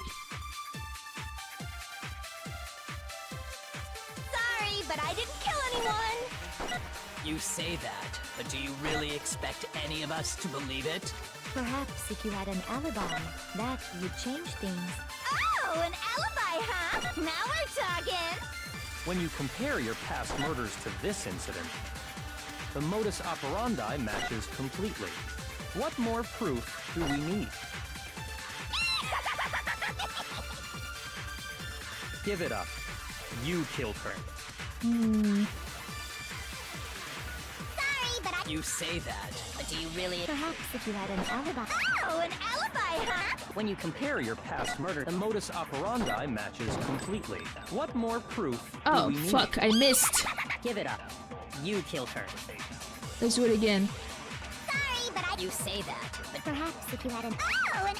When you compare the modus Operandi matches Completely. No, that's wrong. Haha! That's wrong. That's wrong. Are the methods of murder really exactly the same? I know not what so he's gonna sure about say. that. It's cause the body, it was suspended with the suspension cord, but usually when Genocide Jack or Jill kills someone, they use scissors to hang them, not a cord. I think there's a slight difference between the Genocide Jack cases and this one. Huh? How's it any different? Uh-oh, you don't know? Well then, human garbage, let me tell you! I murder with passion and conviction. I consider myself a professional, and I have a very particular way of doing things. Imagine you go to a fancy Italian restaurant. They're very picky about the noodles, the sauce, everything. But what happened to Chihiro?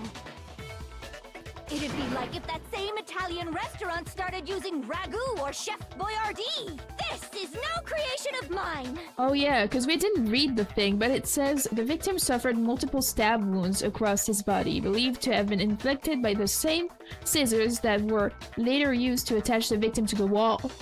So first of all, she doesn't kill with a blunt weapon. She kills with scissors. She would stab the victim. And then, she wouldn't just hang them with a mere cable. She would do it with the scissors. Let me rephrase that in a way that maybe makes more sense. There are two clear differences between the Genocide Jack cases and this one. There's one clear difference. Well, the victim's fatal injury. I got it! For one, the cause of death is different. In the Genocide Jack murders, all the victims were killed the same way. I guess she is strong then. According to the case file, they were all apparently killed with a pair of scissors. Yes.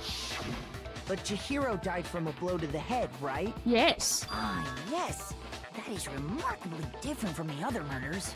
Wouldn't it be strange for someone who kills the same way without fail to suddenly change their method? And there's more. One more conflicting detail. That's right! In my recipe of murder, if the bloody message is the tortellini, then the arrangement of the body would be the pesto sauce! Could you please stop comparing killing people to cooking? So, are you saying the other difference has to do with how the body was arranged? That's right, the second difference is related to how she was suspended. In the photos of the other Genocide Jack cases, all the other victims were stabbed through their hands.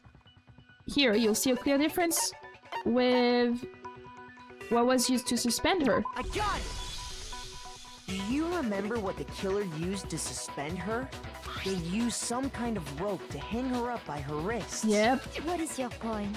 Well, in all the previous Genocide Jack cases, something else was used to suspend them.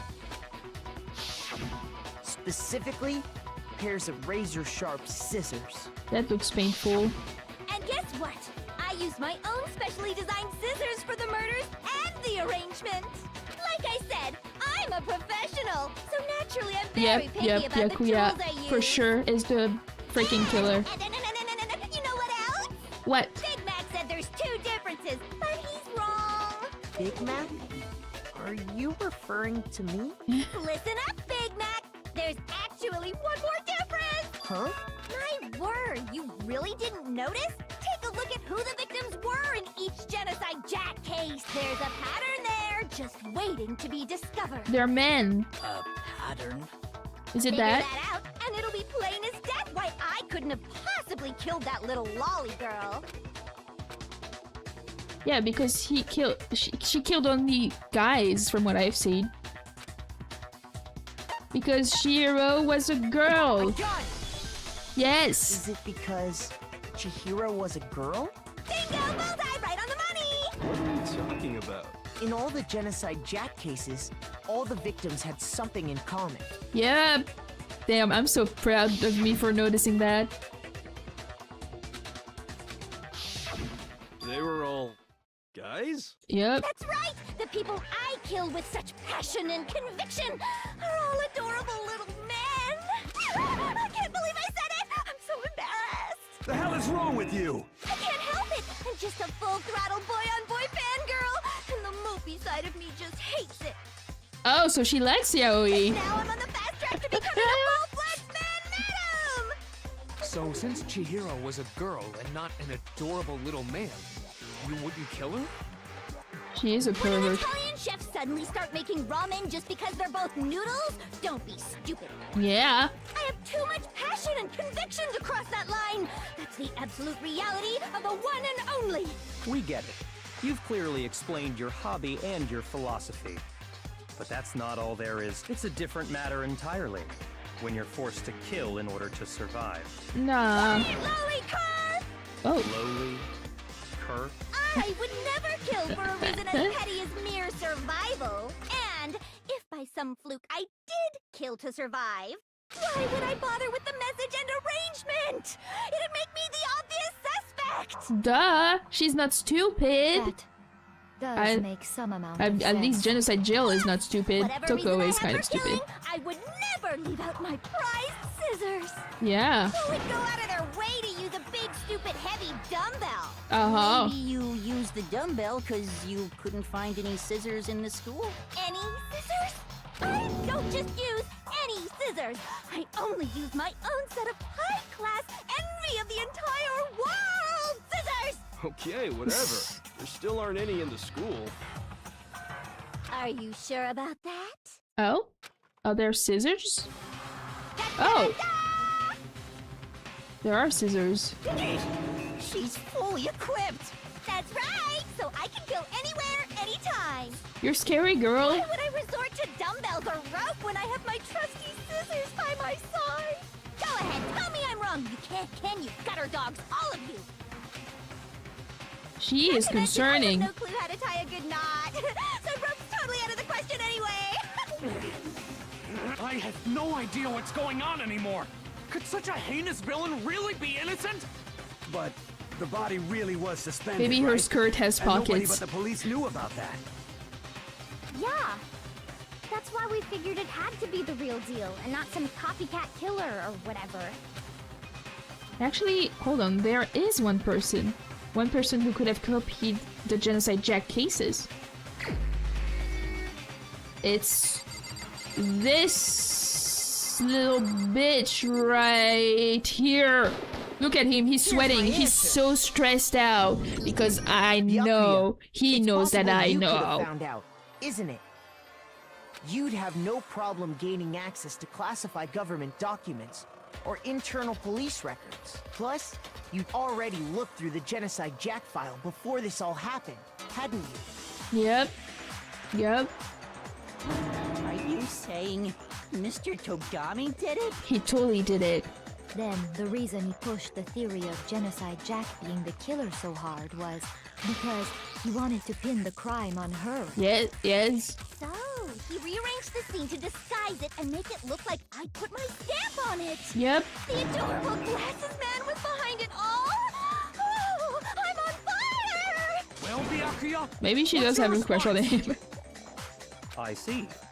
So now the suspicion falls on me. No, Then actually, I must ask. I think she's just When weird. would you say I began acting suspicious? Surely you must have an answer. Looking back and thinking about it now, the way you were acting right before we discovered the body was a little strange. In the locker rooms. They're suspicious, very suspicious indeed. Wouldn't you agree? Huh? Suspicious? It seems nobody searched the locker rooms. Let's start with the girls' locker room.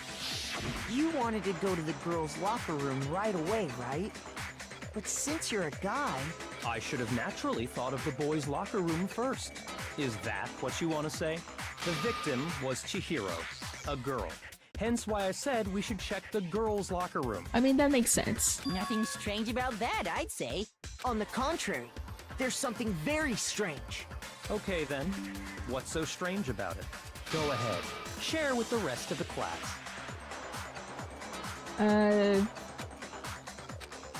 A new element has been added to non-stop debates. Yeah, tell me. Next, we're going to add something called a truth flashback. If you aim at a weak spot and hold down the left mouse button, then you'll memorize that weak spot. This memorized phrase can only be shot once as a single truth bullet. If you shoot or change the truth bullet, it will disappear from your truth cylinder. However, you can use this flashback feature as many times as you want. If you don't seem to have the answer to a lie or contradiction in your loaded truth bullet, it might be wise to memorize a different weak spot and use that to make your case. When's the best time to flashback? Well, you'll just have to use your keen wits, won't you? In this case, though, I will say that if you don't use a flashback, you won't be refuting anything. Well then, good luck and have fun. Okay. So I need to take what people are saying and then contradict them. Alright. So, you said Byakuya was acting kinda weird before we found, but he was acting weird... how? If you're presented with the opportunity to check out the girls' locker room, that's unnatural. The victim was Chihiro, so of course I would suggest we check the girls' locker. There was no time. What's so strong? You wish you'd taken me with you. There's a clear contradiction there, because it doesn't make sense how he could have known before we'd even found it. Oh. So, you Okay, said so- Byakuya was acting kind of weird before we found the body. But he was acting... If you're presented with the opportunity to check Oh, we didn't know it was Chihiro before we found the body. Oops. Who was a girl. No, Here. it's wrong. Ah. Aha. Am I I'll right? tell you what's so strange about that. Because up until we actually discovered the body, we couldn't have known who the victim was. So your claim that you went to the girls' locker room first because Chihiro was the victim doesn't hold up. Yep. I see. That's a good answer, I must admit. Interesting. Very interesting indeed. But your reasoning is still too weak. Huh? What's wrong? Is that it? Surely you've got more than that. Go ahead. Show us. Show you what? I've got him cornered, but he's acting like it has nothing to do with him. What's the matter? You're not finished already, are you? There must be more to it. There is. I think. There is more to it. Think about it. We just talked about the differences between this case and past Genocide Jack incidents. The proof you're looking for is hidden in there. Oh? Proof that I'm the culprit, you mean? Differences between this case and other Genocide Jack murderers. The evidence that proves Byakuya is responsible is hidden in there? What could it be? Okay, time to lock in. Library desk lamp. What? The difference between the cases? You want me to explain it again? When I want to kill, I use my very own special scissors. And then use those same scissors to arrange the body. But Chihiro was suspended with... It was some kind of rope. That's right! It absolutely was! Yes, Then it there was. must be something very fishy indeed. Hey, Byakuya, where'd you get it from, huh? I'd never seen that rope before in my life. Liar, bitch! No, that's wrong. Yeah, it is wrong. You're lying. Actually, I'm pretty sure you have seen it before. Uh-huh. Because, you see, that rope, or should I say, that extension cord? Uh-huh. An extension cord? Yep. Byakuya, you've used the extension cord in the library more than once, haven't you? And the same extension cord that was in the library all this time went missing after the murder. And there's no way someone who uses that extension cord as much as you do wouldn't discover that fact. Yep. And Byakuya must be the one who took the extension cord. I can't imagine any other possibility. Yep. That's really what you think? Then your conclusion is something like this? I killed Chihiro in the girls' locker room, then hung her up and wrote that bloody message. I intentionally made it look like Genocide Jack was behind it. Is that about right? He's doing it again. He's totally calm, totally unconcerned. As if he's not even involved. Wait, not even involved? What's wrong? I asked you if you think that's what happened. Hell yes, that's what happened. So that's it, right? Byakuya's the killer. I don't disagree with not disagreeing. He kept calling this a game, right? So he'd be totally willing to do something like this to win. Mm-hmm. But we didn't go to the bottom of this. Hold on just a second. I think we need to talk about this a little more. Huh? Do we really need to? We've already decided who did it. I know, but still, there's something that's still bothering me. Is that right? And what, pray tell, is still bothering you? Well, Chihiro was I killed in her the boys' locker room. Then disguised my crime. Specifically, I dressed it up to make it look like it was the work of a homicidal psychopath. What about all that bothers you? Wait, what was that just now? Something's not right. Chihiro's body was definitely found in the girls' locker room, but does that mean... Can I really just accept that Byakuya said as the truth?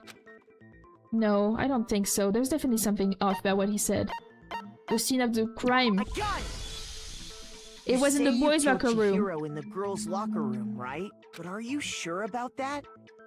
Isn't it possible that the murder took place somewhere else? How disappointing. What kind of question is that?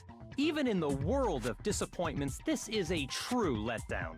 She was found dead in the girls' locker room. There is absolutely no question about that. How could the scene of the crime have been anywhere else? Well, I think it's entirely possible that she was killed somewhere else, then carried there later. Yeah. Along with the rest of the murder scene. Yes. The rest of the murder scene? That was awfully specific. Please tell me you have a reason for saying all of that. I believe I do. Hey, Byakuya, did I just take you off guard?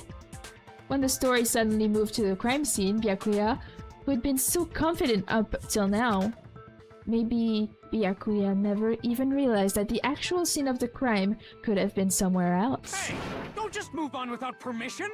What do you mean she was killed somewhere else? Come on, Makoto. If there's any chance the murder took place somewhere else, let's see the proof. Okay, let's see it. Evidence that shows the murder took place somewhere else. There was something that was switched between the boys and girls' locker room. The carpet and the posters.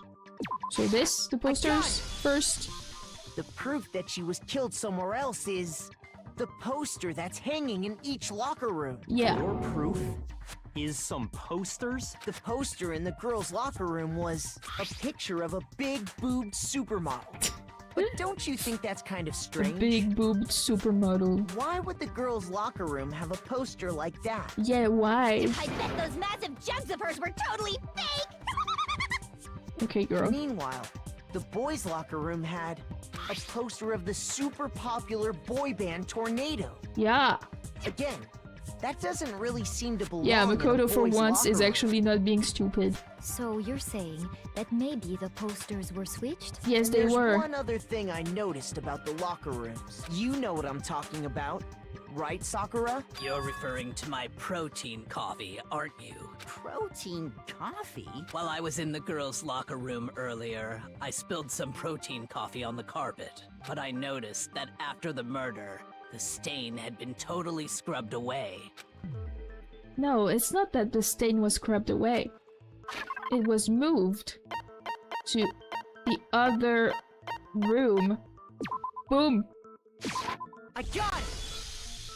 The stain on the girls' locker room carpet wasn't scrubbed away. In fact, I found it on the boys' locker room carpet. That's definitely the stain from my protein coffee. Yep. Then, does that mean that the carpets were switched too? Yes. But why would anyone do that? To move the murder scene from one locker room to the other.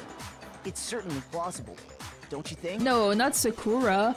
It's still Byakuya. In other words, It's just in that order to completely swap the scene of the crime, her thing was moved. the bloodstained poster and carpet were moved along with the dead body. By doing this, the killer was able to change the entire room where the murder took place. Yes. I can certainly follow your reasoning, but why would the culprit bother doing that? Huh? Why would they go through all that trouble of switching the scene of the crime? Actually, an even bigger question. If the murder did take place in the boys' locker room, then how did Chihiro get in the boys' locker room in the first place? To get into the locker rooms, you have to swipe your e-handbook across the card reader device. But Chihiro's handbook should have only allowed her access to the girls' locker room. True. She had no way to get into the boys' locker So room. to begin how did with. she go to the boys' locker room? That's the thing I don't know. She did have a way, and I can tell you what it was. Oh, what was it? I highly doubt that. Shut up! I'm telling you, I know how she could have done it. Tell us. Oh. Oh. I'm really curious about that. I don't think she would be the kind to steal a handbook. Oh, the broken e-handbook. Okay, let's go. Is it really possible? Could Chihiro really have gotten into the boys' locker room? Ah! I've got it! What? She must have hacked her e-handbook. She was the ultimate programmer after Oh, all. maybe. I'm sure that would have been no problem for her. Maybe she did hack No, it. I don't think that's it. Oh. She used the thing that was in the main hall. Huh? What thing? I'm talking about Leon's handbook, of course. If she had that, she could get into the boys' locker room no problem. We don't know if it's Leon's though. Maybe it's someone else's. Could Chihiro really? She must have hacked. She was the ultimate. I'm sure that would have. No, I don't. She used the thing. Huh? What thing? I'm talking about Leon's handbook, of course. No, that's wrong. Ha! Ha! No, I don't think Chihiro used Leon's handbook. Why not? Because Leon's handbook was broken. Yes. Oh. Well, then, yeah, I guess that'd be pretty impossible, huh? I am struck silent by how quickly you gave up. Plus, isn't there a regulation against using someone else's handbook? Actually, the rule states that loaning your handbook is prohibited. It says nothing about borrowing one. In other words, you could borrow a dead person's handbook all you want, and you'd be safe. Yup, yup, yup! Hit the nail square on the noggin! Of course, if it were broken, that wouldn't make any sense anyway. So then, she must have hacked hers, like I said. She used her ultimate programmer skills and... Psst! You can't fix an e-handbook! The instant you open one up, a security buzzer starts blaring! Oh. So, if she didn't use Leon's handbook, and she didn't modify her own handbook... Maybe Mr. Naegi's initial assumption is just... wrong? Me Seems like wrong. there's no way she could have got into the boys' locker room. So I guess so.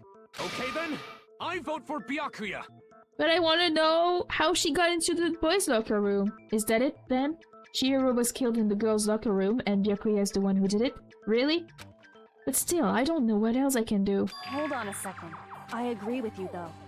I think you're on the right track. Oh? What the? You finally decide to open your mouth and that's what you've got to say? There's no way she could get in the boys' locker room, right? So... Why are you so sure she couldn't get in? There's still one other way she could have gained access. How? What? If she stole What are you talking someone's? about? What other way is there? Well, to explain that, why don't we take a little break from the trial? I'd like you all to come see something. Wait!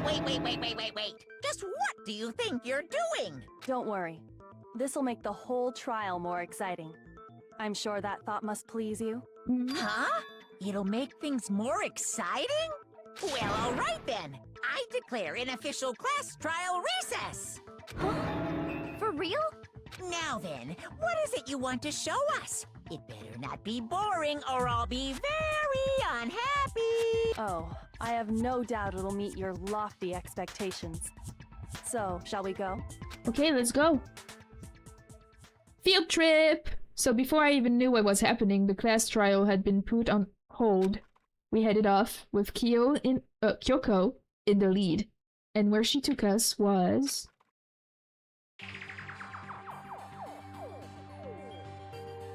here, but we already went here. Room? We've already searched this place top to bottom. What are you trying to pull, Missy? I'd like you to examine the victim's body one more time. You want to check it again? Be sure to examine the entire body very carefully. Take your time. Yeah, that's a good question. Why would she even go there? Don't know, but maybe we'll find out soon. Examine her carefully? Like using our hands? Disgusting. No way! Thank you. It's probably best if I don't run my hands all over a girl's dead body. Yeah, no. It's not that I'm creeped out or anything, it's just... based on religious grounds, you know? Uh-huh. Very well. I'll do it. But you're a girl. You shouldn't have to touch a dead body. Just let one of the boys do it. Oh my gosh. No, it's okay. I think Chihiro would rather have a girl examine her. So Yeah. just leave this to me. Sakura. What is this? Some kind of secret girl-on-girl action? Is that what you two are about? Oh, she's also into Yuri. She's into Yaoi and Yuri. You have everything for yourself, girl. That's not it at all. Stop screwing around. Okay. Here I go. I'm sorry, Chihiro. Please excuse the intrusion. Putting her hands together in a brief prayer, Sakura then began to quietly examine her body. Be sure to check her entire body, and I believe we will solve this particular mystery. Her entire body? I know you say that, but... What? This is... What is this...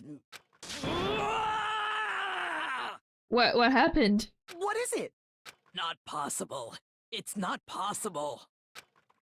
Sakura's eyes were staring wildly at Chihiro's lifeless form. Her massive frame trembled.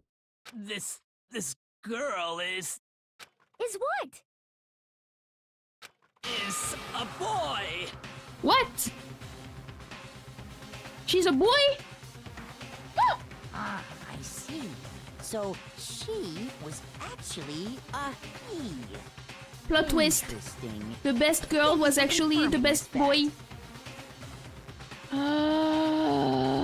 Wow. What? You're joking, right? I wouldn't joke about this. Then, it's really true? Chihiro was a guy? Oh, what? You guys didn't know?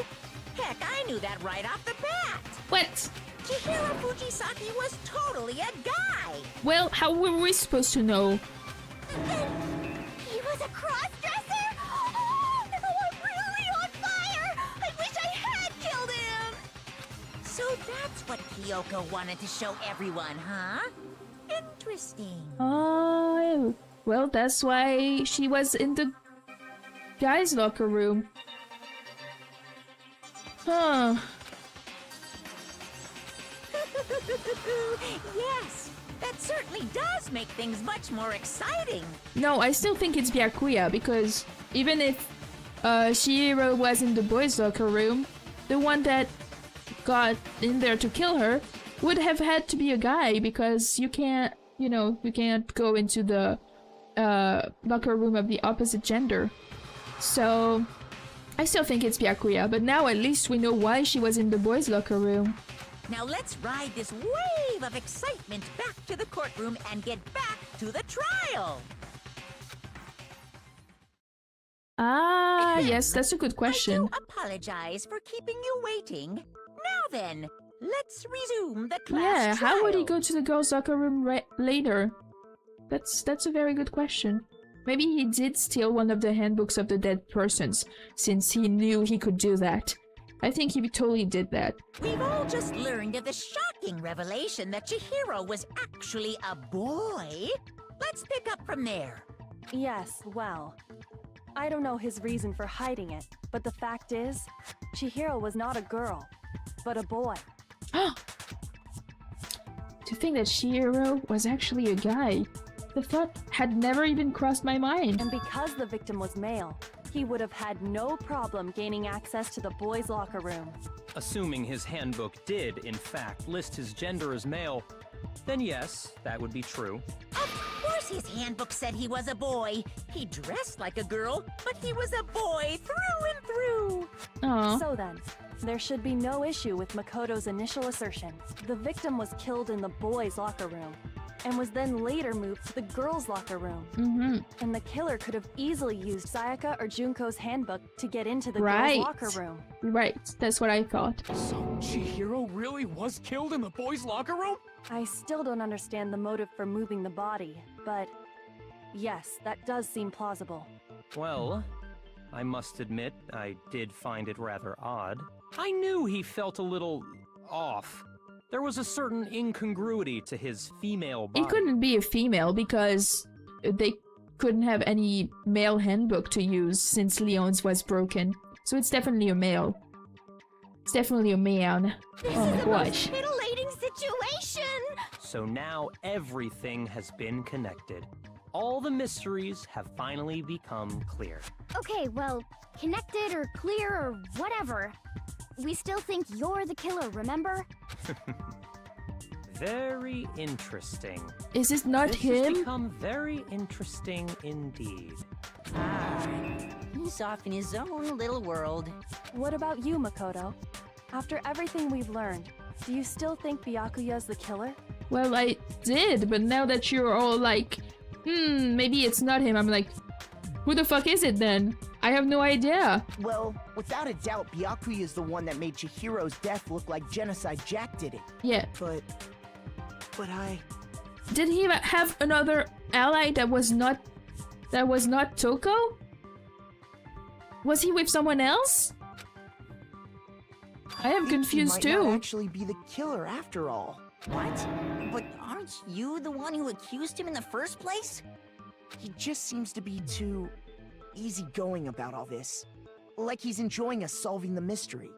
The way he's acting, it makes it seem like it doesn't have anything to do with him.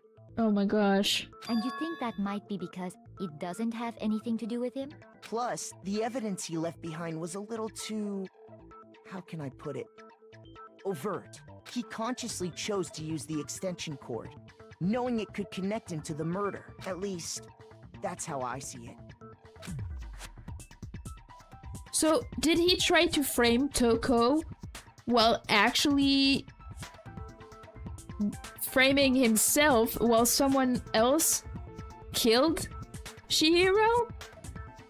Bro. And Byakuya, when you found out the murder took place in the boys' locker room, it seemed to rattle you. And then again, when you found out Chihiro was actually a guy, if you really were the killer, that stuff wouldn't have had any effect on you. So that's your thinking, huh? Well, it bothers me that you don't have more concrete reasons, but it's fine. I guess I'll mark it as correct for the time being. Mark it as Ugh. He's right. I am not the culprit. I just happened to come across the corpse in the girls' locker room and decided to alter it. Why? Are you fucking with us right now? No, I am not effing with you right now. I'm telling you the truth. Well, I find it very hard to believe. Go ahead. Find it very hard to believe. You're free to be executed along with the rest of us.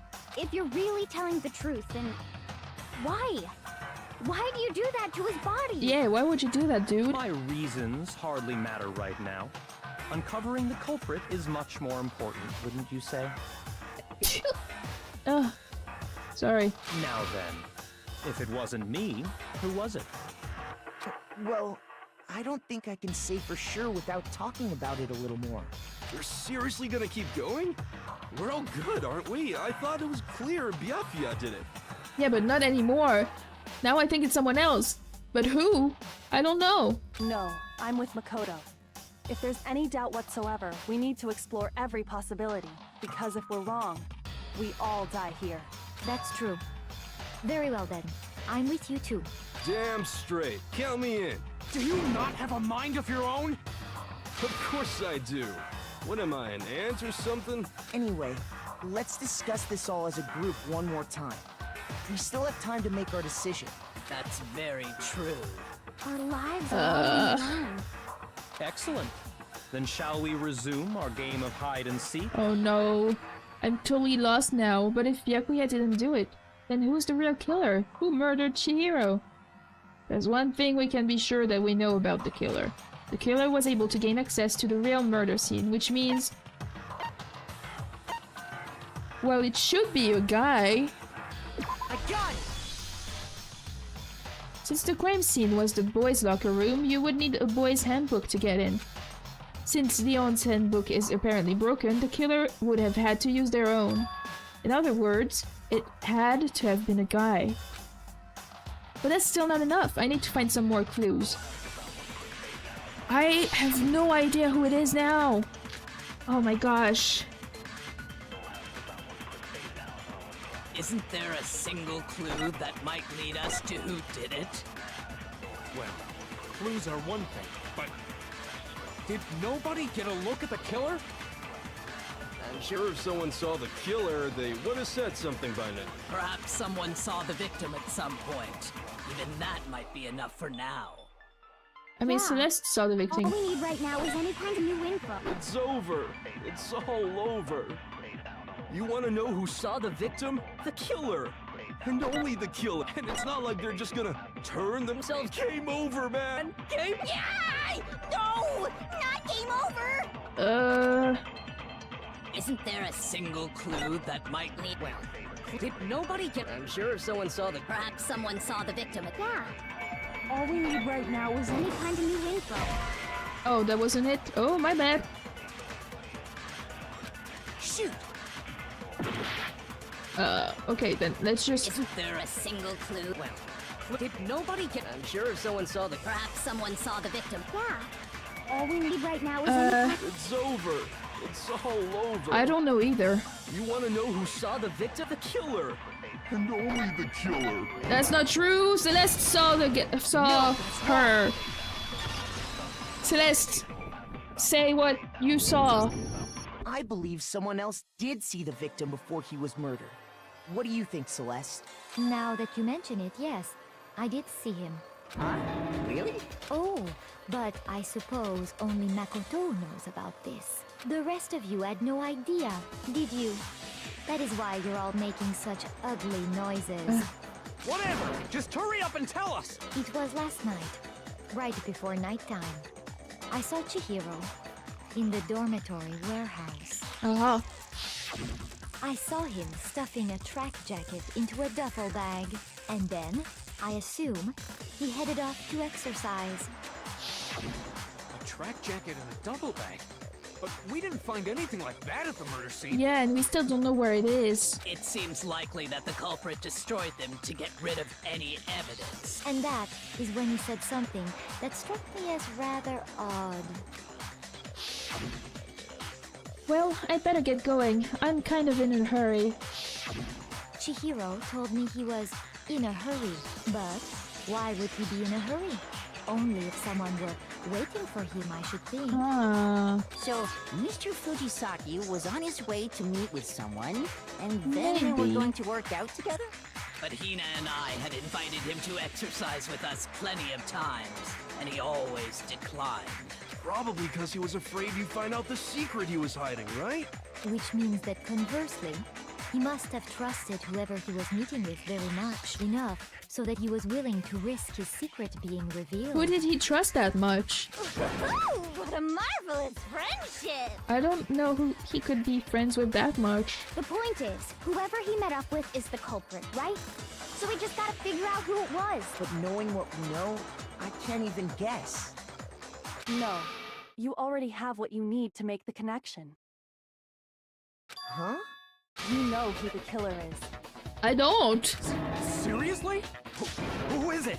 Who's the killer? Think back to the track jacket and duffel bag the killer disposed of. Focus on the details of these items, and it should become obvious who was waiting for him. Are you sure about that? You really think we can figure out who did it based on 2 pieces of evidence that we don't have? What? You want to track down some fingerprints or something? Even if we had the equipment for that, we wouldn't know how to use it. As was noted, the evidence is already gone. There's nothing to get fingerprints from. Yeah. Maybe. But we can make certain inferences if we just take the time to talk it out. Easy for you to say, but fine. Celeste, did you notice anything special about the bag or jacket? The bag was just a normal duffel bag from the warehouse. All the bags in there are the same, so I can't imagine what would make that one special. Well, if I remember right, there was a decent variety of tracksuits to choose from. Do you think there might be some connection between the culprit and Chihiro's jacket? Perhaps. Let's explore that and talk a bit more about the jacket he took. Does Chihiro's track jacket really hold some clue about the killer? Somehow, it's really hard to believe. I'm confused!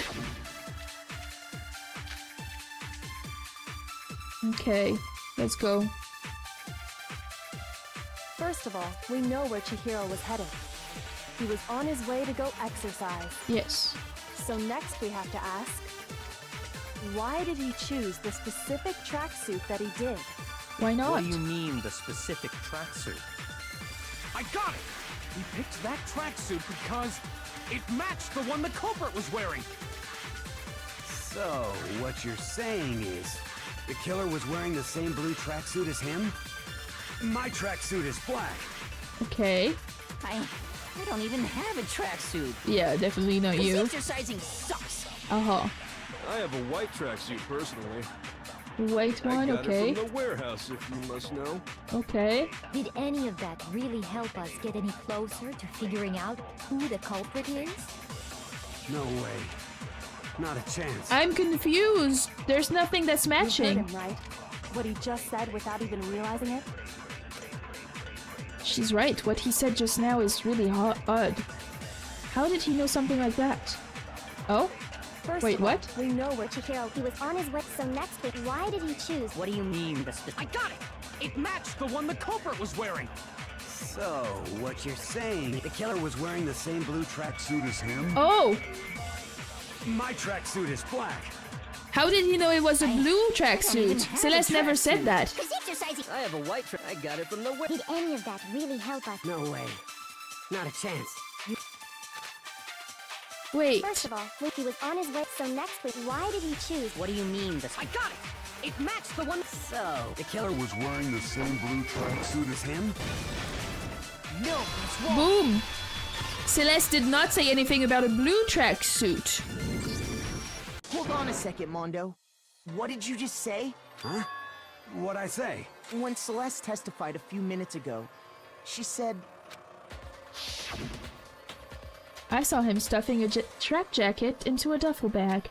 And then I assume he headed off to exercise. She never said anything about the jacket's color. Yeah! So why did you say Chihiro's blue tracksuit? Uh-huh. How did you know? What are you... You just... Hey, Celeste.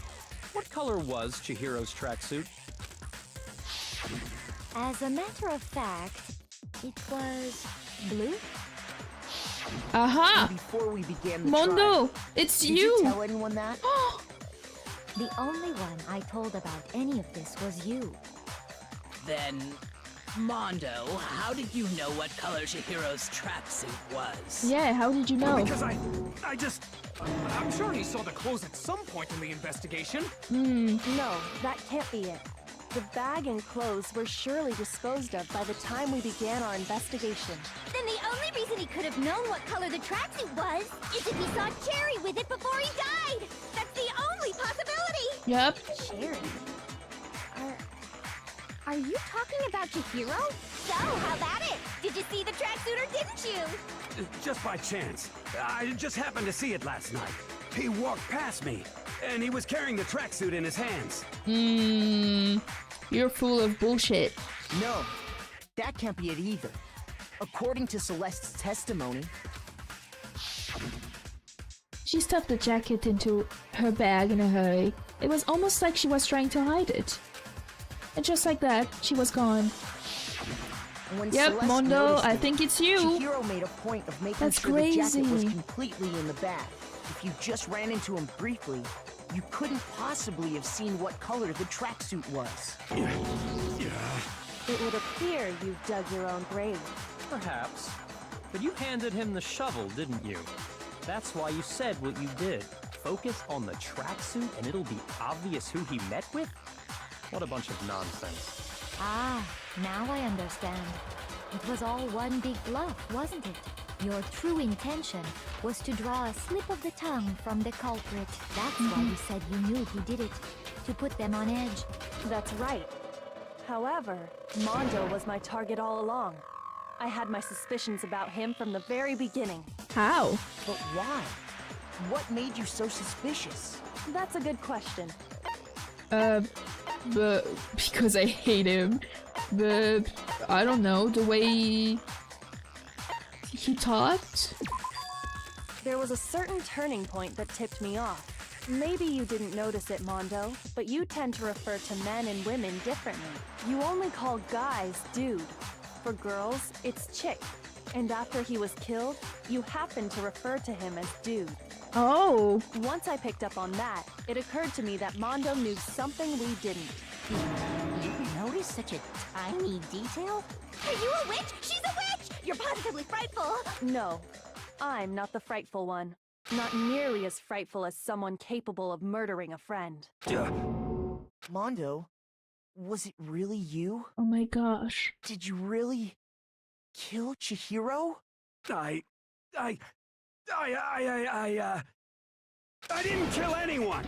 Yes, you did. You've been all over me, judging everything I say, putting words in my mouth.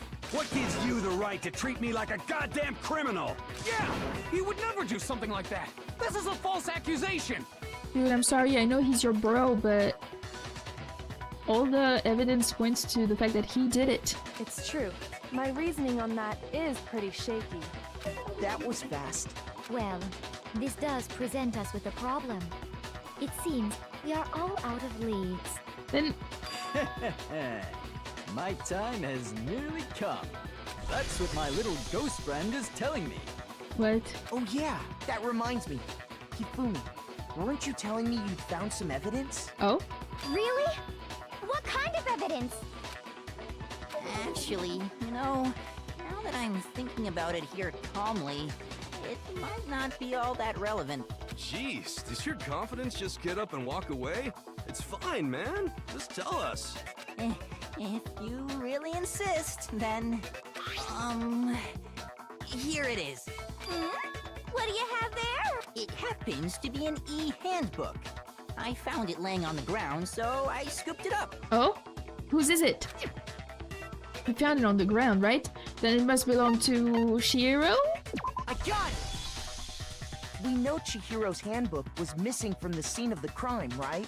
For a fact. For a fact indeed. I was totally sure I'd found it. Then it must hold some clue about the culprit, right? Well, that's what I was hoping. But it's busted. It won't even turn on. Ah. I imagine the culprit broke it to get rid of any evidence after the murder. That's odd. I didn't think the handbooks were quite so fragile. You're right. They're not. So, Monokuma said that the handbooks were very resistant, that you could not break them, and that you couldn't hack them. Leon's handbook was broken too. What did Leon do? He killed someone. Is it the thing that make the handbooks not work anymore? Because I don't see any other explanation. You can't drown it, you can't break it, you can't hack it. So, is that the handbook of the killer? I don't know. They're totally waterproof and shock resistant. It would take an awful lot to break one. And yet, this one does appear to be broken, as is Leon's, sitting useless in the main hall. For all your confidence, that is a remarkably high failure rate. Do you think there might be some kind of mystery in there somewhere? How precisely did the handbooks get broken? How did the handbooks break? There's only one possible explanation. Well then I guess it's by hacking it. I thought we couldn't hack it. Maybe they were able to physically hack into it and destroy it that way? I told you it's impossible to modify it. Try to open up its guts and a security buzzer goes up. Okay, so it's not hacking. So... Shoot! So it should be... by exploiting a bug? No, that's not it. Fuck. Shoot! Ah! So it's just by hitting its weak point. What's its weak point? I got it! You already told us before that the handbook has one weak point, didn't you?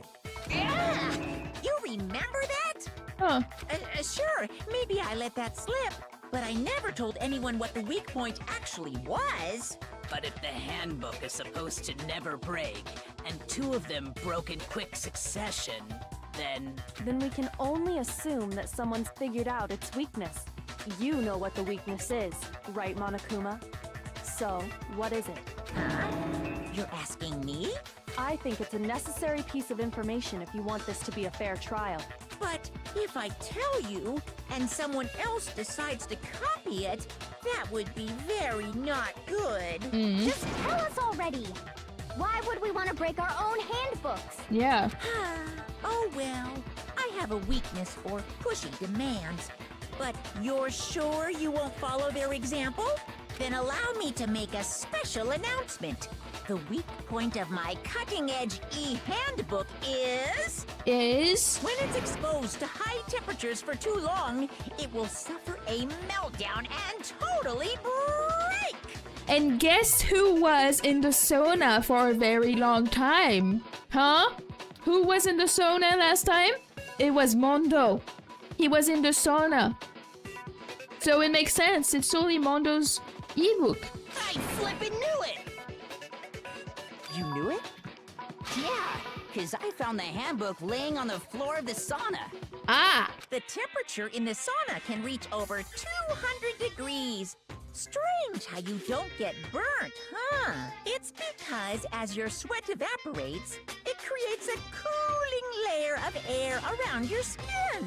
If the hot air of the sauna were somehow pushed directly onto your skin, you'd definitely get fried. That layer of air would get blown away. That's why you may feel a burning when you move around.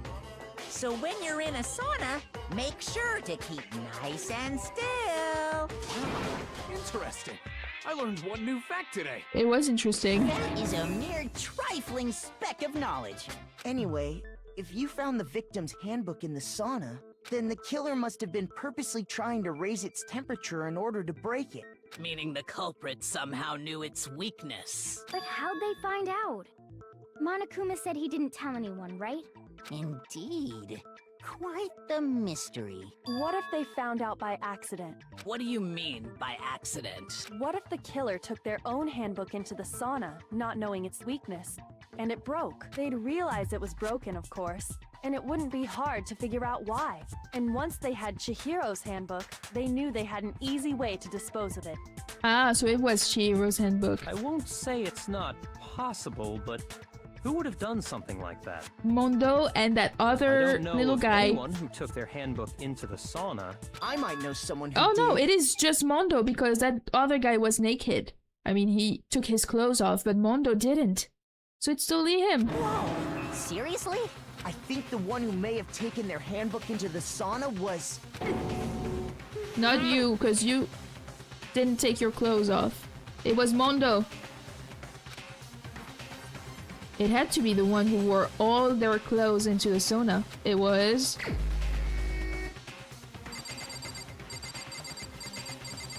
Mondo. Here's my answer. Mondo, your handbook got broken in the sauna, didn't it? What? Why? Why do you keep accusing him? Mondo and Taka had an endurance contest in the sauna not Yep. too long ago. Yep. Remember? And for the contest, Mondo just so happened to keep his school uniform on. Mm-hmm. But little did he realize, he'd also left his handbook in one of his uniform pockets. And when it was all over, Mondo discovered that taking your handbook into the sauna could easily destroy it. No, wait, hold on. You've got it all wrong. He would never kill. I don't accept this. Show me the proof. The actual solid proof.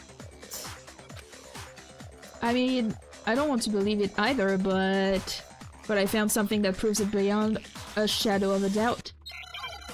Oh, what did we find? Oh. Broken e-handbook, Chihiro's e-handbook, and card reader. Let's test Makoto's assertion. If what he says is correct, then Mondo, you broke your own handbook. In other words, if Mondo's handbook is actually broken, then that proves that what Makoto said is right. Well, my goddamn handbook works just fine. Does it? See? Look! Makoto was wrong after all! Mondo wouldn't hurt a fly! I'm sure Mondo's handbook broke during their sauna showdown. If I can just prove that, then that will show that the handbook Mondo has must actually be Chihiro's. Let's test Makoto's assertion. If what he says is correct, I'm not sure then what to Mondo, use. You broke your own handbook. In other words, if Mondo's handbook is actually broken, then that proves that what Makoto said is right. Well, my goddamn handbook works just fine. I keep pressing the wrong See? button. Look! Huh? Makoto was wrong after all! Mondo wouldn't hurt a fly! Let's test Makoto's assertion. If what he said You broke your own handbook. In other words, if Mondo's handbook is then that proves that Well, my goddamn handbook works just fine. Fuck. See? I missed. Look, Makoto was wrong. Mondo wouldn't hurt a fly! Ah! I don't know what Let's thing to test use. Makoto's- if I'm what afraid he I'm using said the you wrong broke your own thing. handbook. in other words, if Mondo's then that proves Well, my goddamn handbook works just fine. No, that's wrong. Oh. Did I do it right? I did it right. I'm so proud of myself. Mondo, the handbook you have right now, is it really yours? The fuck is that supposed to mean? The broken handbook that was in the main hall, isn't that one actually yours? What the heck are you talking about? What I mean is, I think Mondo swapped his Oh, it's handbook out for cause one that it's cause the actually shots works. are super long. It's cause when I shoot, it takes 5 hours for the words to reach the target. Otherwise, I'm not that bad in FPS games. No. What I mean is, I think Mondo swapped his handbook out for one that actually works. I think Oh. he took Leon's handbook and replaced it with his own. Oh! After all, Monokuma said himself that Leon's handbook never should have broken. Oh, so that one handbook we found was actually Mondo's. Makes sense. That's right! The punishment it suffered wasn't nearly enough to destroy it. so then, the broken handbook in the main hall is actually Mondo's, which would mean that the handbook Mondo has right now is actually Leon's. Yes? Yes. But doesn't that violate the school regulation that says look? No, because you can here's how just I take look a at it. handbook. There is a rule about loaning your handbook to another student, but if they're dead, they're not a student. It's kind of a gray area, I admit. But no worries. If anything, it just makes things more interesting. As such, I decree that exchanging handbooks with a corpse is not a violation of the rules. Cool. Well, Mondo, if I'm wrong about this, you're welcome to say so. I'm happy to admit I made a mistake, but Son of a bitch. What's wrong, bro? Come on! Tell him he's wrong! You are wrong! You have to be wrong! Everything you just said is wrong! Nope. You made it Nope. all up! Nope. I'm right. Sorry. Your bro killed someone. okay. Then why don't we look back on this case one more time, from the beginning? That way, everything will become clear, and we'll all see if I was right or wrong. Sure. Closing argument begin. Alright. Let's have some fun. Okay, so she was making the bag, and then Celeste was like, I see you. I see your bag. And then she was like, ah! No! Bye! Anyway, and then she went into the locker room. I'm not sure about this moment. And then there was Mondo, and she was like, oh, no, okay. Okay, there are other things. Cool.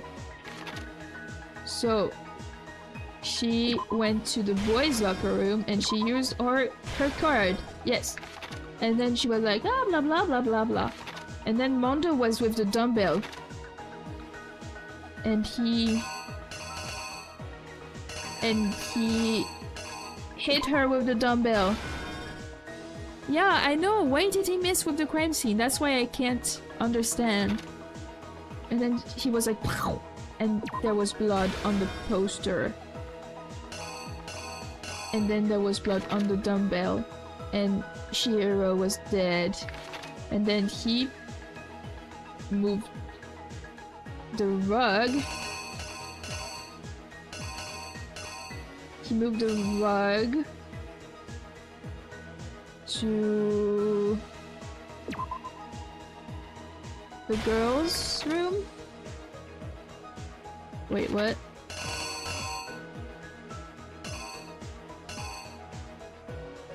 I'm confusion.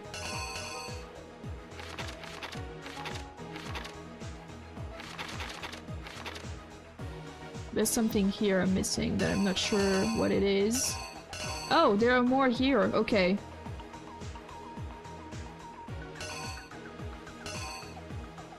Okay, let's continue over here.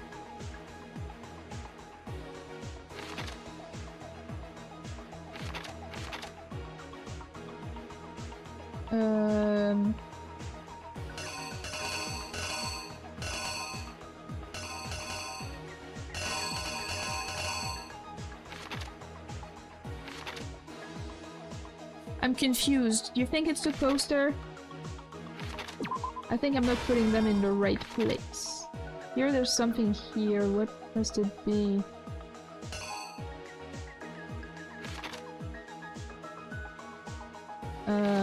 Putting the poster here, taking it, and then putting it. Okay, why not? Crime scene, and then Byakuya was like, "Ha! Someone killed someone. That's fun. Let's put some bloodlust here. Let's put an extension cord there. Okay. And here he was like, I'm in the sauna and I throw the card in the sauna."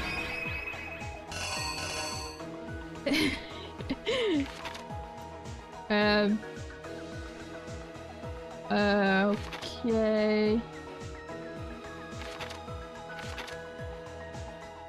I'm not sure we have everything right, but let's try it like that. The killer is you! First, let's take a look back to before the incident. Last night, Celeste saw Chihiro in the warehouse, correct? At the time, she was apparently stuffing something into a duffel bag. Celeste is so pretty. She looks so cool. That something was a blue tracksuit. You can confirm this, right, Celeste? Those heels are really cute, yes.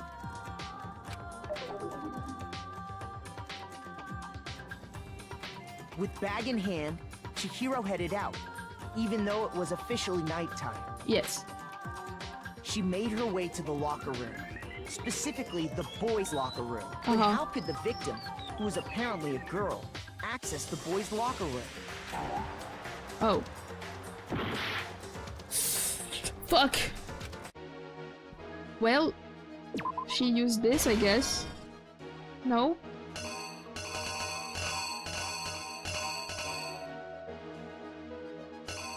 And then she went into the locker room? Here's exactly what happened.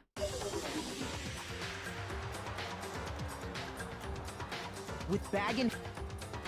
She made it. How could the Perfect. That worked. Okay, I just had to reverse them. Because she was really a he. Yes. Which is why he was able to use his own e-handbook to gain entrance to the boys' locker room. Once inside, he met with someone there. And the person he met was the one who killed him. Yes. It seems likely that the killer grabbed the nearby dumbbell, approached the unsuspecting Chihiro, and attacked him. Yeah. And that's where the bloodstains on the poster and carpeting in the boys' locker room came from. Cool. We're doing good.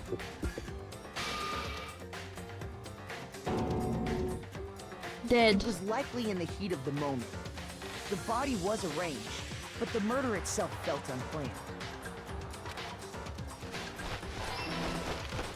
Which is why the killer hurried to try and hide the act. First, pulling up the bloodstained carpet, then removing the bloody poster, and finally carrying the corpse into the girls' locker room. Yes. A girl's handbook was necessary to get into the locker room, of course, but this alone doesn't prove that the killer was necessarily a girl.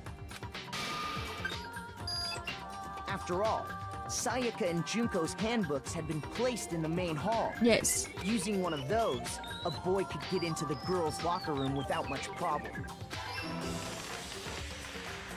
And Cool. that's exactly how Yes, the killers yes. did it. Perfect. With the carpet and the poster they brought with them, they got to work. They changed the layout of the boys' and girls' locker room in what you might call a crime scene switch. Yes.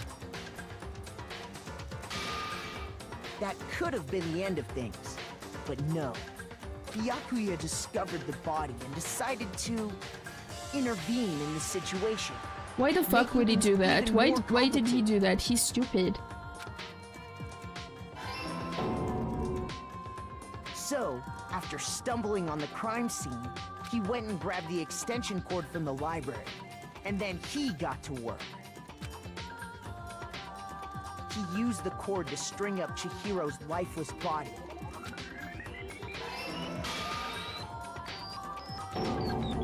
Then, using the victim's own blood, he left a grisly message there at the scene of the crime. He wanted to create the illusion that Genocide Jack was responsible for the slaughter. Yes. And around the same time that Byakuya was putting together this facade, the killer, having already disposed of Chihiro's bag and other belongings, arrived at the sauna. There, they planned to destroy the last piece of evidence. Yeah. Chihiro's handbook. You make a good point. Like, what's Byakuya's deal? I mean, he probably used one of the other dead girl's body cards, but even so, why did he go there? Why did he start to change the crime scene? Why did he do all this? It's just weird. And how did he know to go there?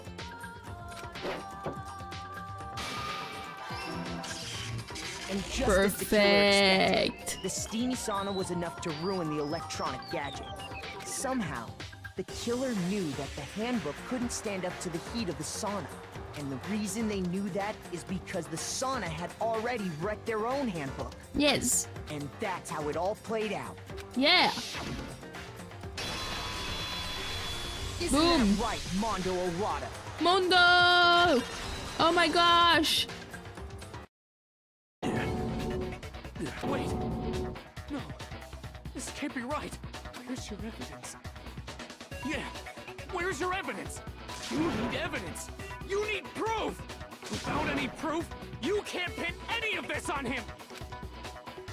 Evidence that Mondo is the killer that already revealed itself earlier in the trial. If I can somehow show where Mondo's handbook is right now, once I do that, everything will become clear. A new element has been added to the bullet. Okay, tell me. Let's talk a little bit about fever time and nega time. During a bullet time battle, if you press the space key, fever time will activate and the tempo will be forced to its max. At this point, even if you push the buttons at random, you won't miss. So you can push RMB, LMB, RMB, LMB, however you want to destroy the opponent's verbal assaults.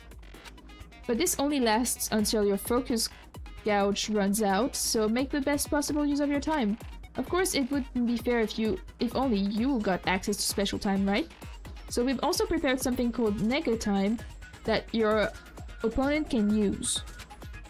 If the opponent activates nega time during the bullet time battle, your tempo marker will disappear, making it quite a bit tougher to hit the buttons in rhythm. If you were to activate fever time at this point... No, never mind. I'm sure nothing would happen. I don't know what I was worried about. Aha, very funny. Unsurprisingly, if your action difficulty is set to gentle, the opponent won't use this time. Well then, good luck and have fun. Okay. I'm not sure I remember the controls for this. Show me some evidence! You're wrong! I won't listen! I refute you! False! Show me some evidence! Okay, I remember now. I won't listen! False! I refuse to vote! Show me some evidence! You're wrong! Fuck. I won't listen! I refute you! False! Show me some evidence! I won't listen! False! You're corrupt! What's happening? Okay, final strike. Show me some evidence. This should prove it. Ka-chow! In your face! If my thinking so far is right, Mondo must have replaced his broken handbook with Leon's. In which case, we can just check each of our handbooks right now. Once we do that, we'll... We don't gotta do that. Huh? Yeah. Yeah. I did it. I killed him. Uh-oh.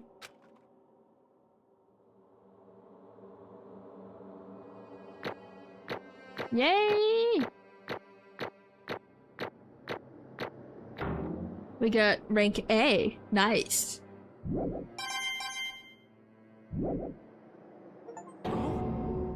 Bro, what are you saying? I got no choice, man. After hearing all that, I gotta just... give up. Go ahead, Monokuma. Get it over with. Ask for the goddamn verdict. Roger that. Wait! Hold on! No waiting, no holding on. Time for the moment we've all been waiting for. Grab your lever and give it a yank! Who will you elect as the Blackened this time around?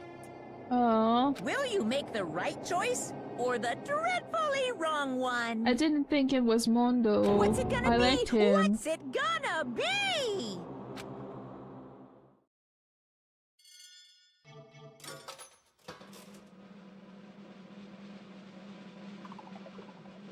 Bum, bum, bum. Yay! It was him! We did it! Oh. But he's gonna die now. Well. What? Uh-oh, this time it looks like you got it right again! Yes, it is so. The Blackened that killed Chihiro Fujisaki was... Mono Wada! Oh. In case you're wondering, the vote was not unanimous. Kiyotaka chose the wrong answer. You're treading very close to the danger zone, Mr. Ishimaru. You need to be more careful. I refuse to believe it. There's no way he would kill someone. Sorry. What is this? Why are you apologizing? Why? Why? Why did you do it? Now then. Well, it looks like Mondo's taken a vow of silence, so allow me to explain on his behalf. Actually... The story of the murder this time is the sad story of two men. Oh, but for anyone who doesn't really want to hear it, you can hit the control key to fast forward the text. Anyway, there was once a young boy, and his name was Chihiro Fujisaki. He had an extreme inferiority complex regarding his own lack of strength. You're so weak, even though you're a boy! He'd heard things like that as long as he could remember, and he couldn't overcome his weakness. On the contrary, he tried to hide and buried himself further and further into that weakness, to take on the fragile form of a petite young girl. He had chosen that as his way out. Now nobody will be able to say anything about even though you're a boy. But no matter how tightly he wrapped himself up in that shell, the inferiority complex had already taken root deep inside of him, and was not so easily weeded out. As it turned out, the shell was completely empty. The complex didn't disappear. Instead, it only grew stronger and stronger. I'm weak. Weak.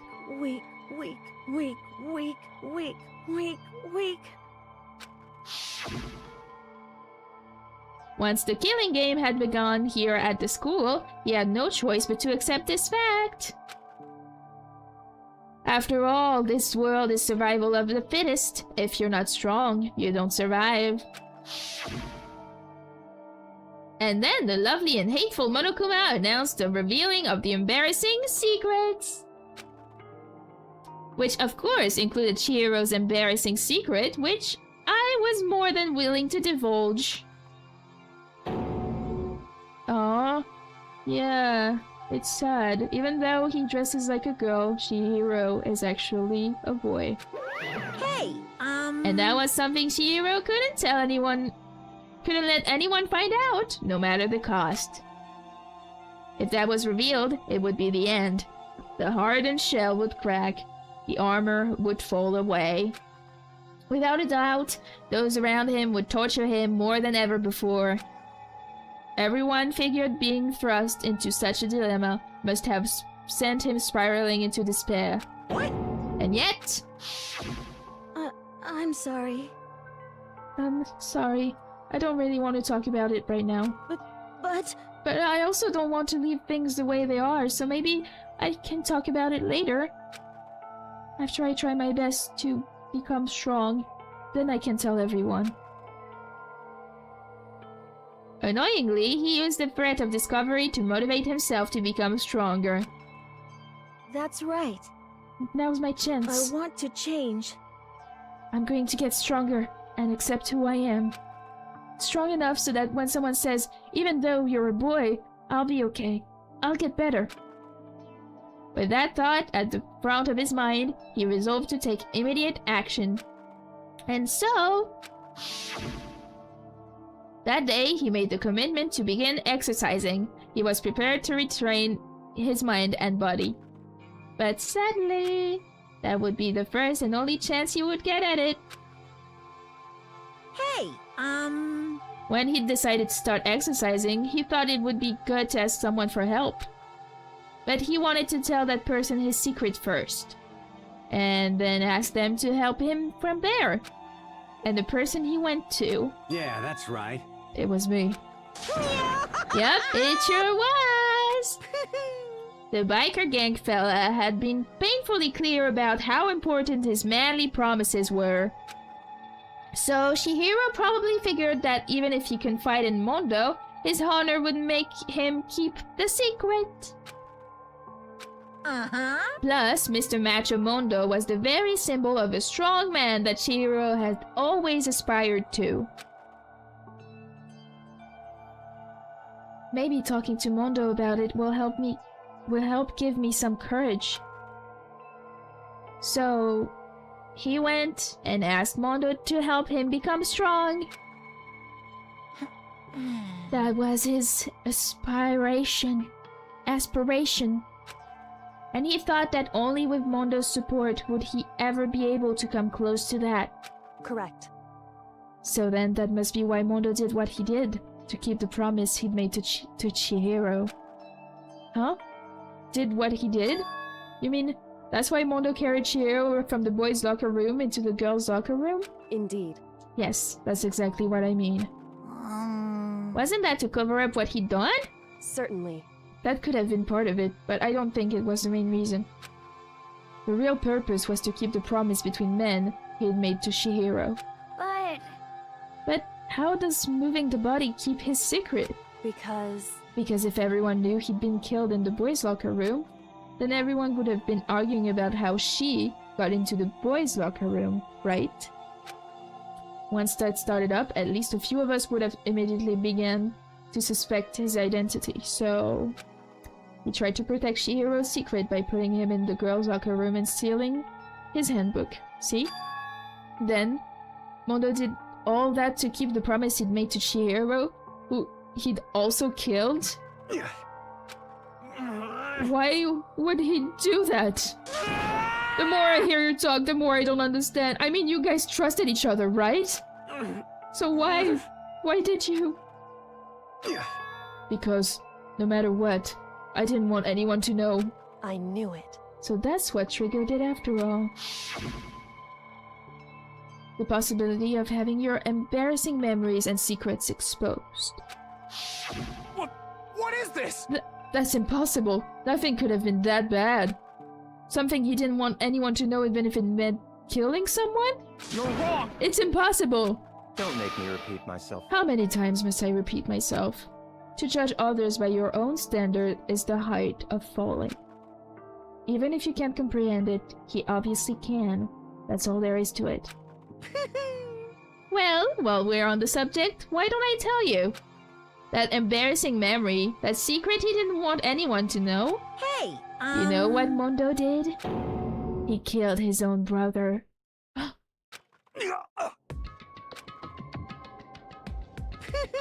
Mondo, the ultimate biker gang leader, makes all the hoodlums and riffraff across the country tremble. But the only reason he had the chance to join a gang in the first place was because of a certain someone. Mondo's older brother's name was Daya Owada. Mondo had nothing but respect for him. It was because of Daya that Mondo ever got on a motorcycle. Mondo's brother was his only family growing up. He was the only one Mondo could trust or respect. He wanted to measure up to his big brother, so he imitated him in everything he did. Mondo was the epitome of the starry-eyed kid brother. Meanwhile, the charismatic older brother had put together a local motorcycle gang, and before anyone knew it, it had grown into the biggest biker gang in the country. Daya, the older brother, number 1 in the gang, and his number 2, his younger brother, Mondo. In the beginning, everything was peaches and gravy. But when Mondo started to think about how he would have to take over the gang from his brother one day, his brother's greatness, his reputation, began to gnaw on Mondo's very soul.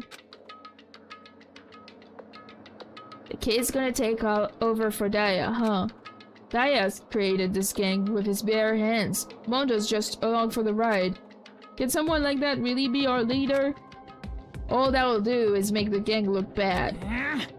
Almost every day, Mondo heard the gossip and whispers of the other members of the gang.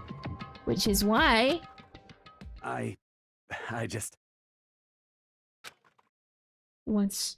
Just one time. No matter what, I gotta win. Don't fuck with me. I don't care what it takes. I gotta come out on top. And on the night of this amazing brother's retirement ceremony, Mondo challenged him to a street race. But during the race, tragedy struck. The kid brother pushed ahead with reckless abandon, eager for victory, and dashed into oncoming traffic. But suddenly... Oh my gosh, his brother saved him. Oh no, that's so sad. Laying in his kid brother's arms, the older brother delivered his final words. My bad, kid. I fucked up. Sorry. Of course he knew it was his brother's fault, but Daya never blamed him for what happened. Hey, kid. The rest is up to you. No matter what, you gotta keep the gang together. Because it's the team you and me put together. It's a promise between men.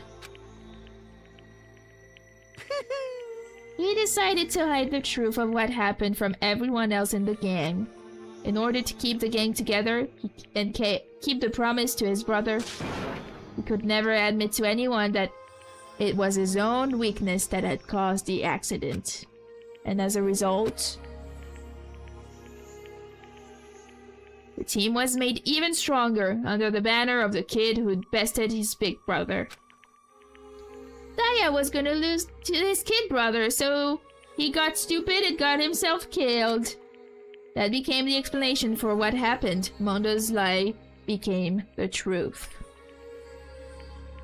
He wanted to lead the team so bad, he was willing to tell all kinds of lies about his brother. I just... Strong. Strong. And yet... As soon as our killing game began, he realized no matter how tough he pretended to be, he was just another weakling that could die in an instant. And then the hateful Monokuma announced the revealing of the embarrassing secrets. At that point, it was clear I would have no problem shedding light on his secret. Mondo killed his own older brother.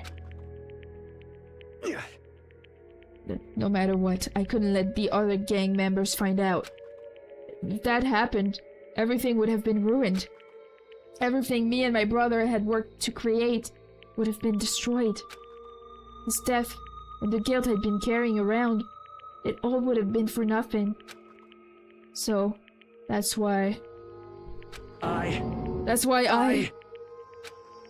Mondo, after I saw what Monokuma had on me, my head filled up with a kind of fuzzy uneasiness and just started swirling around. I'd never felt anything like it before. I didn't know what to do about it. I wasn't sure what to think or say, but after a while, that fuzzy uneasiness turned itself into a rock-hard lump of anxiety way down in my stomach. And it was right around then that Chihiro asked me to start working out with him. And right there, he told me a secret. Seriously? Jesus. I'm sorry. Yeah, I'm sorry I lied to you. But why? Why now? Why are you telling me this all of a sudden? Huh? Huh? Because I mean, you've kept that secret all this time, right? If anyone found out, you would... But... You're right, but... I want to change. I've wrapped myself in lies. I'm weak. I want to destroy that version of me forever. His words were like a knife in my gut. I felt like he was exposing the lie I'd been living myself. I have to change. I don't want to be weak anymore. You're so strong. It can't hurt you, right? Whatever secret Monokuma might tell us. You piece of... So what? You're saying I should just say it? What? You're saying if I really am, I should just be able to tell everyone my secret? Huh? I was jealous. I was jealous of Shihiro's strength. He had the strength to face his own weakness, to try and overcome it. It was the kind of strength I've never had. So I was jealous of him. And that jealousy broke me. What? Are you making fun of me? I'm strong? Are you fucking with me right now? No! I'm not making fun of you. You really are strong, Mondo. I felt like I could hear something starting to creak. Something inside my head. What did he want me to do? What was I supposed to do? Was I supposed to just sit back, let my secret get revealed and ruin everything? What's wrong? Why did you have to tell me all that? Are you trying to rub my failure in my face? I just really admire you. I admire your strength. Yeah, that's right. I am strong. Strong. I'm strong. Strong. Stronger than you. You son of a and bitch. Stronger than Daya. I don't remember anything after that. When I woke up again, he was laying at my feet, covered in blood. I had the dumbbell in my hand, and I was just staring at him, down on the ground. Hey! I killed him. I killed Chihiro. Even after all this time, I'm still just as weak as I've always been. And thanks to that, I did something I can never take back. Mondo. He was normally so aggressive, so angry. He hid that weak side away from everyone. That was his secret. A weakness like that lived in a heart like this, like his, and it turned him cold-blooded. God damn it. Look at him! You see? You're all just like him. For a secret from the past. For a memory. For that, he killed another living human in cold blood. He couldn't cut free of his regrets from the outside world. He doesn't know what true strength is. Do you see hope anywhere in there? 'Cause I sure don't! You bastard. Just shut up, you son of a bitch. Go ahead, say that again, I dare you. Yep. Okay, I'll say it as many times as I want. Is what I want to say, but...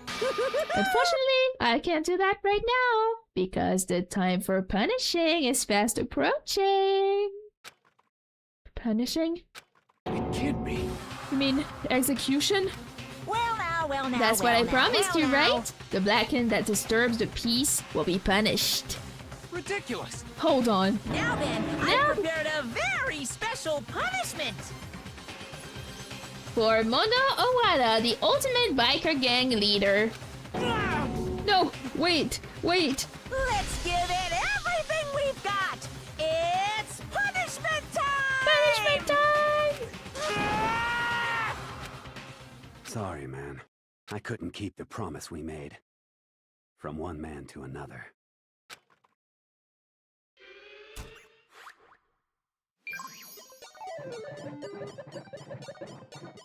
Mondo has been found guilty. Time for the punishment!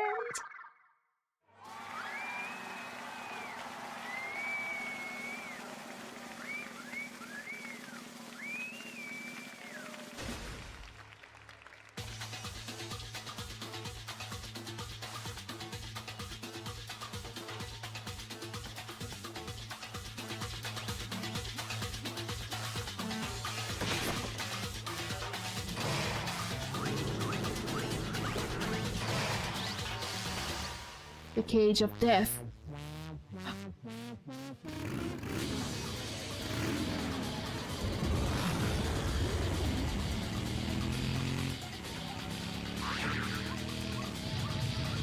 Oh no. Oh my gosh. That sounds so terrible.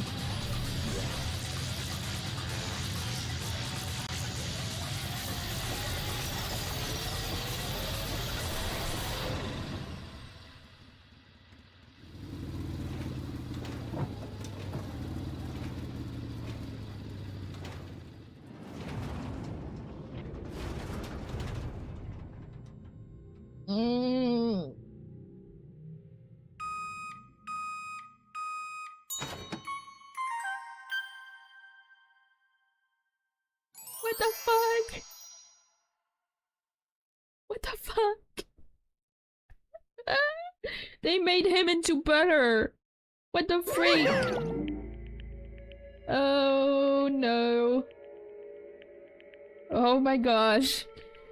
Laugh at death and your soul will forever be at peace. It can't be. My brother. Another murder and another execution. I want to feel again. Everyone's lives are taken so lightly here. I feel like I might be going mad.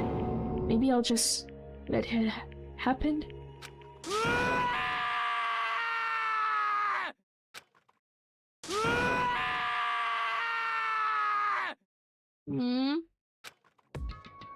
As Taka's sad screams invaded our skulls, we were each forced to realize once again. But he, of course, he had to. What a disappointment. This is the end of the game. Byakuya? What is this? You're completely insane, you know that? A game? One of our friends is dead. Do you realize that? Naturally. Of course I do, because this game is life or death. I hate that guy. Hey, I don't have anything to say to you. I don't have a response, except that however, I just don't understand why. Why did you go out of your way to disguise Mondo's crime? What? Why? Isn't it obvious? Because it made things more interesting.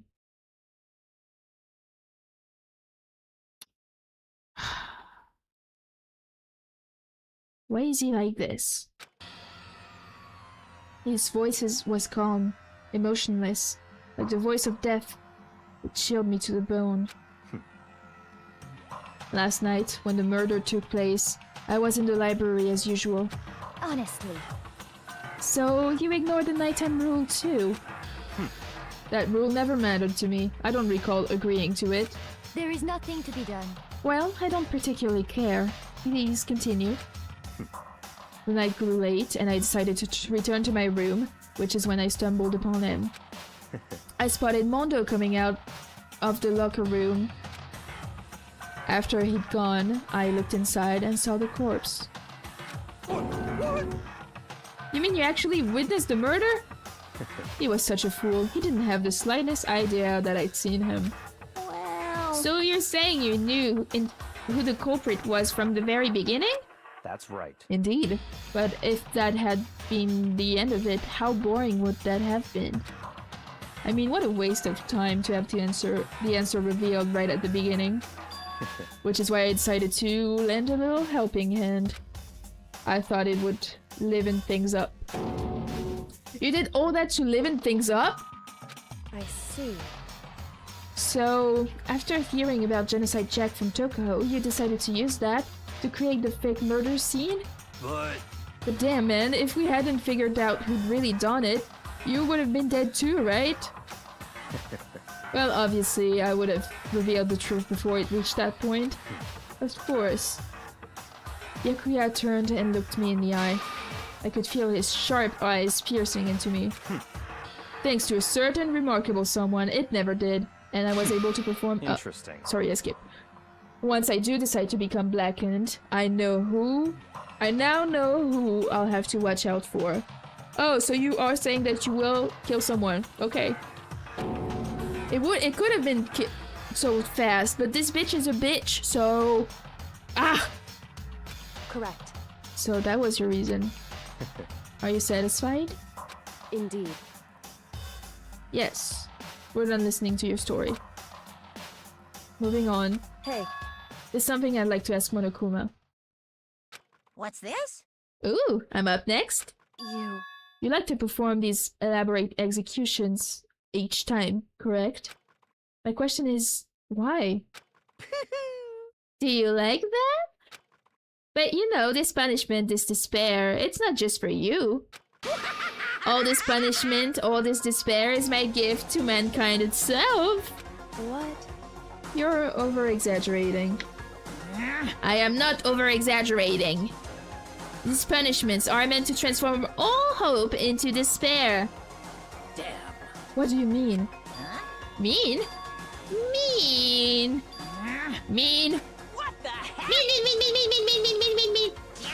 Good grief. I don't understand why you have to pick apart every little stupid thing. Whatever. Doesn't matter. In the end, I'm going to stand alone as the victor, and then everything will be revealed to me. Ooh, Ah, how exciting. the noble son of a noble family. Truly, you understand me. I think this is the start of a terrifying friendship. That's enough. Shut up. I would never stoop to the level of a childish criminal like you. Let me just say this. After I have achieved complete victory, you're up next. Oh. I'm going to find you and kill you. Understand? In the name of my family. For which victory is a foregone conclusion. You're getting all riled up. Ooh, so cool. It's like you're the main character of a video game or something. No trash mob for you. I swear, whatever it takes, I will kill you. Temper. Sounds like someone needs a nap. He is a Nepo baby, yeah. Ugh. Monokuma's laughter peeled across the courtroom, and the curtain closed on the case of Shihiro and Mondo. But I knew that wasn't the end. The killing game would still continue, because the mastermind wouldn't let it end. For those of us who were still alive, our worst fear and despair kept on multiplying. It was the kind of despair that felt like a blind puppy in hell had more of a future than us. A blind puppy in hell? Poor puppy! All of our courage, our effort, our friendship, it felt like it amounted to nothing at all. It was the worst kind of despair. Oh. Well, anyway, like I was saying... What's that? This is a pretty good spot.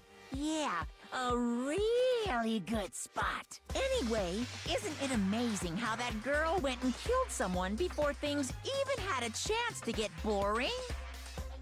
Once things really get moving, it'll be like a roller coaster. There won't be any stopping it. Fear and despair charge forward at a speed nothing can hope to match. But I must admit, I'm disappointed. I went to all the pain and effort of making you part of the group, and you couldn't play your part. Huh? You do remember you were supposed to make the first move, right? Well, no biggie. Nothing we can do about it now. So just do your best to make things more exciting from now on, okay? What? After all, that's what everyone wants to see. Who is that?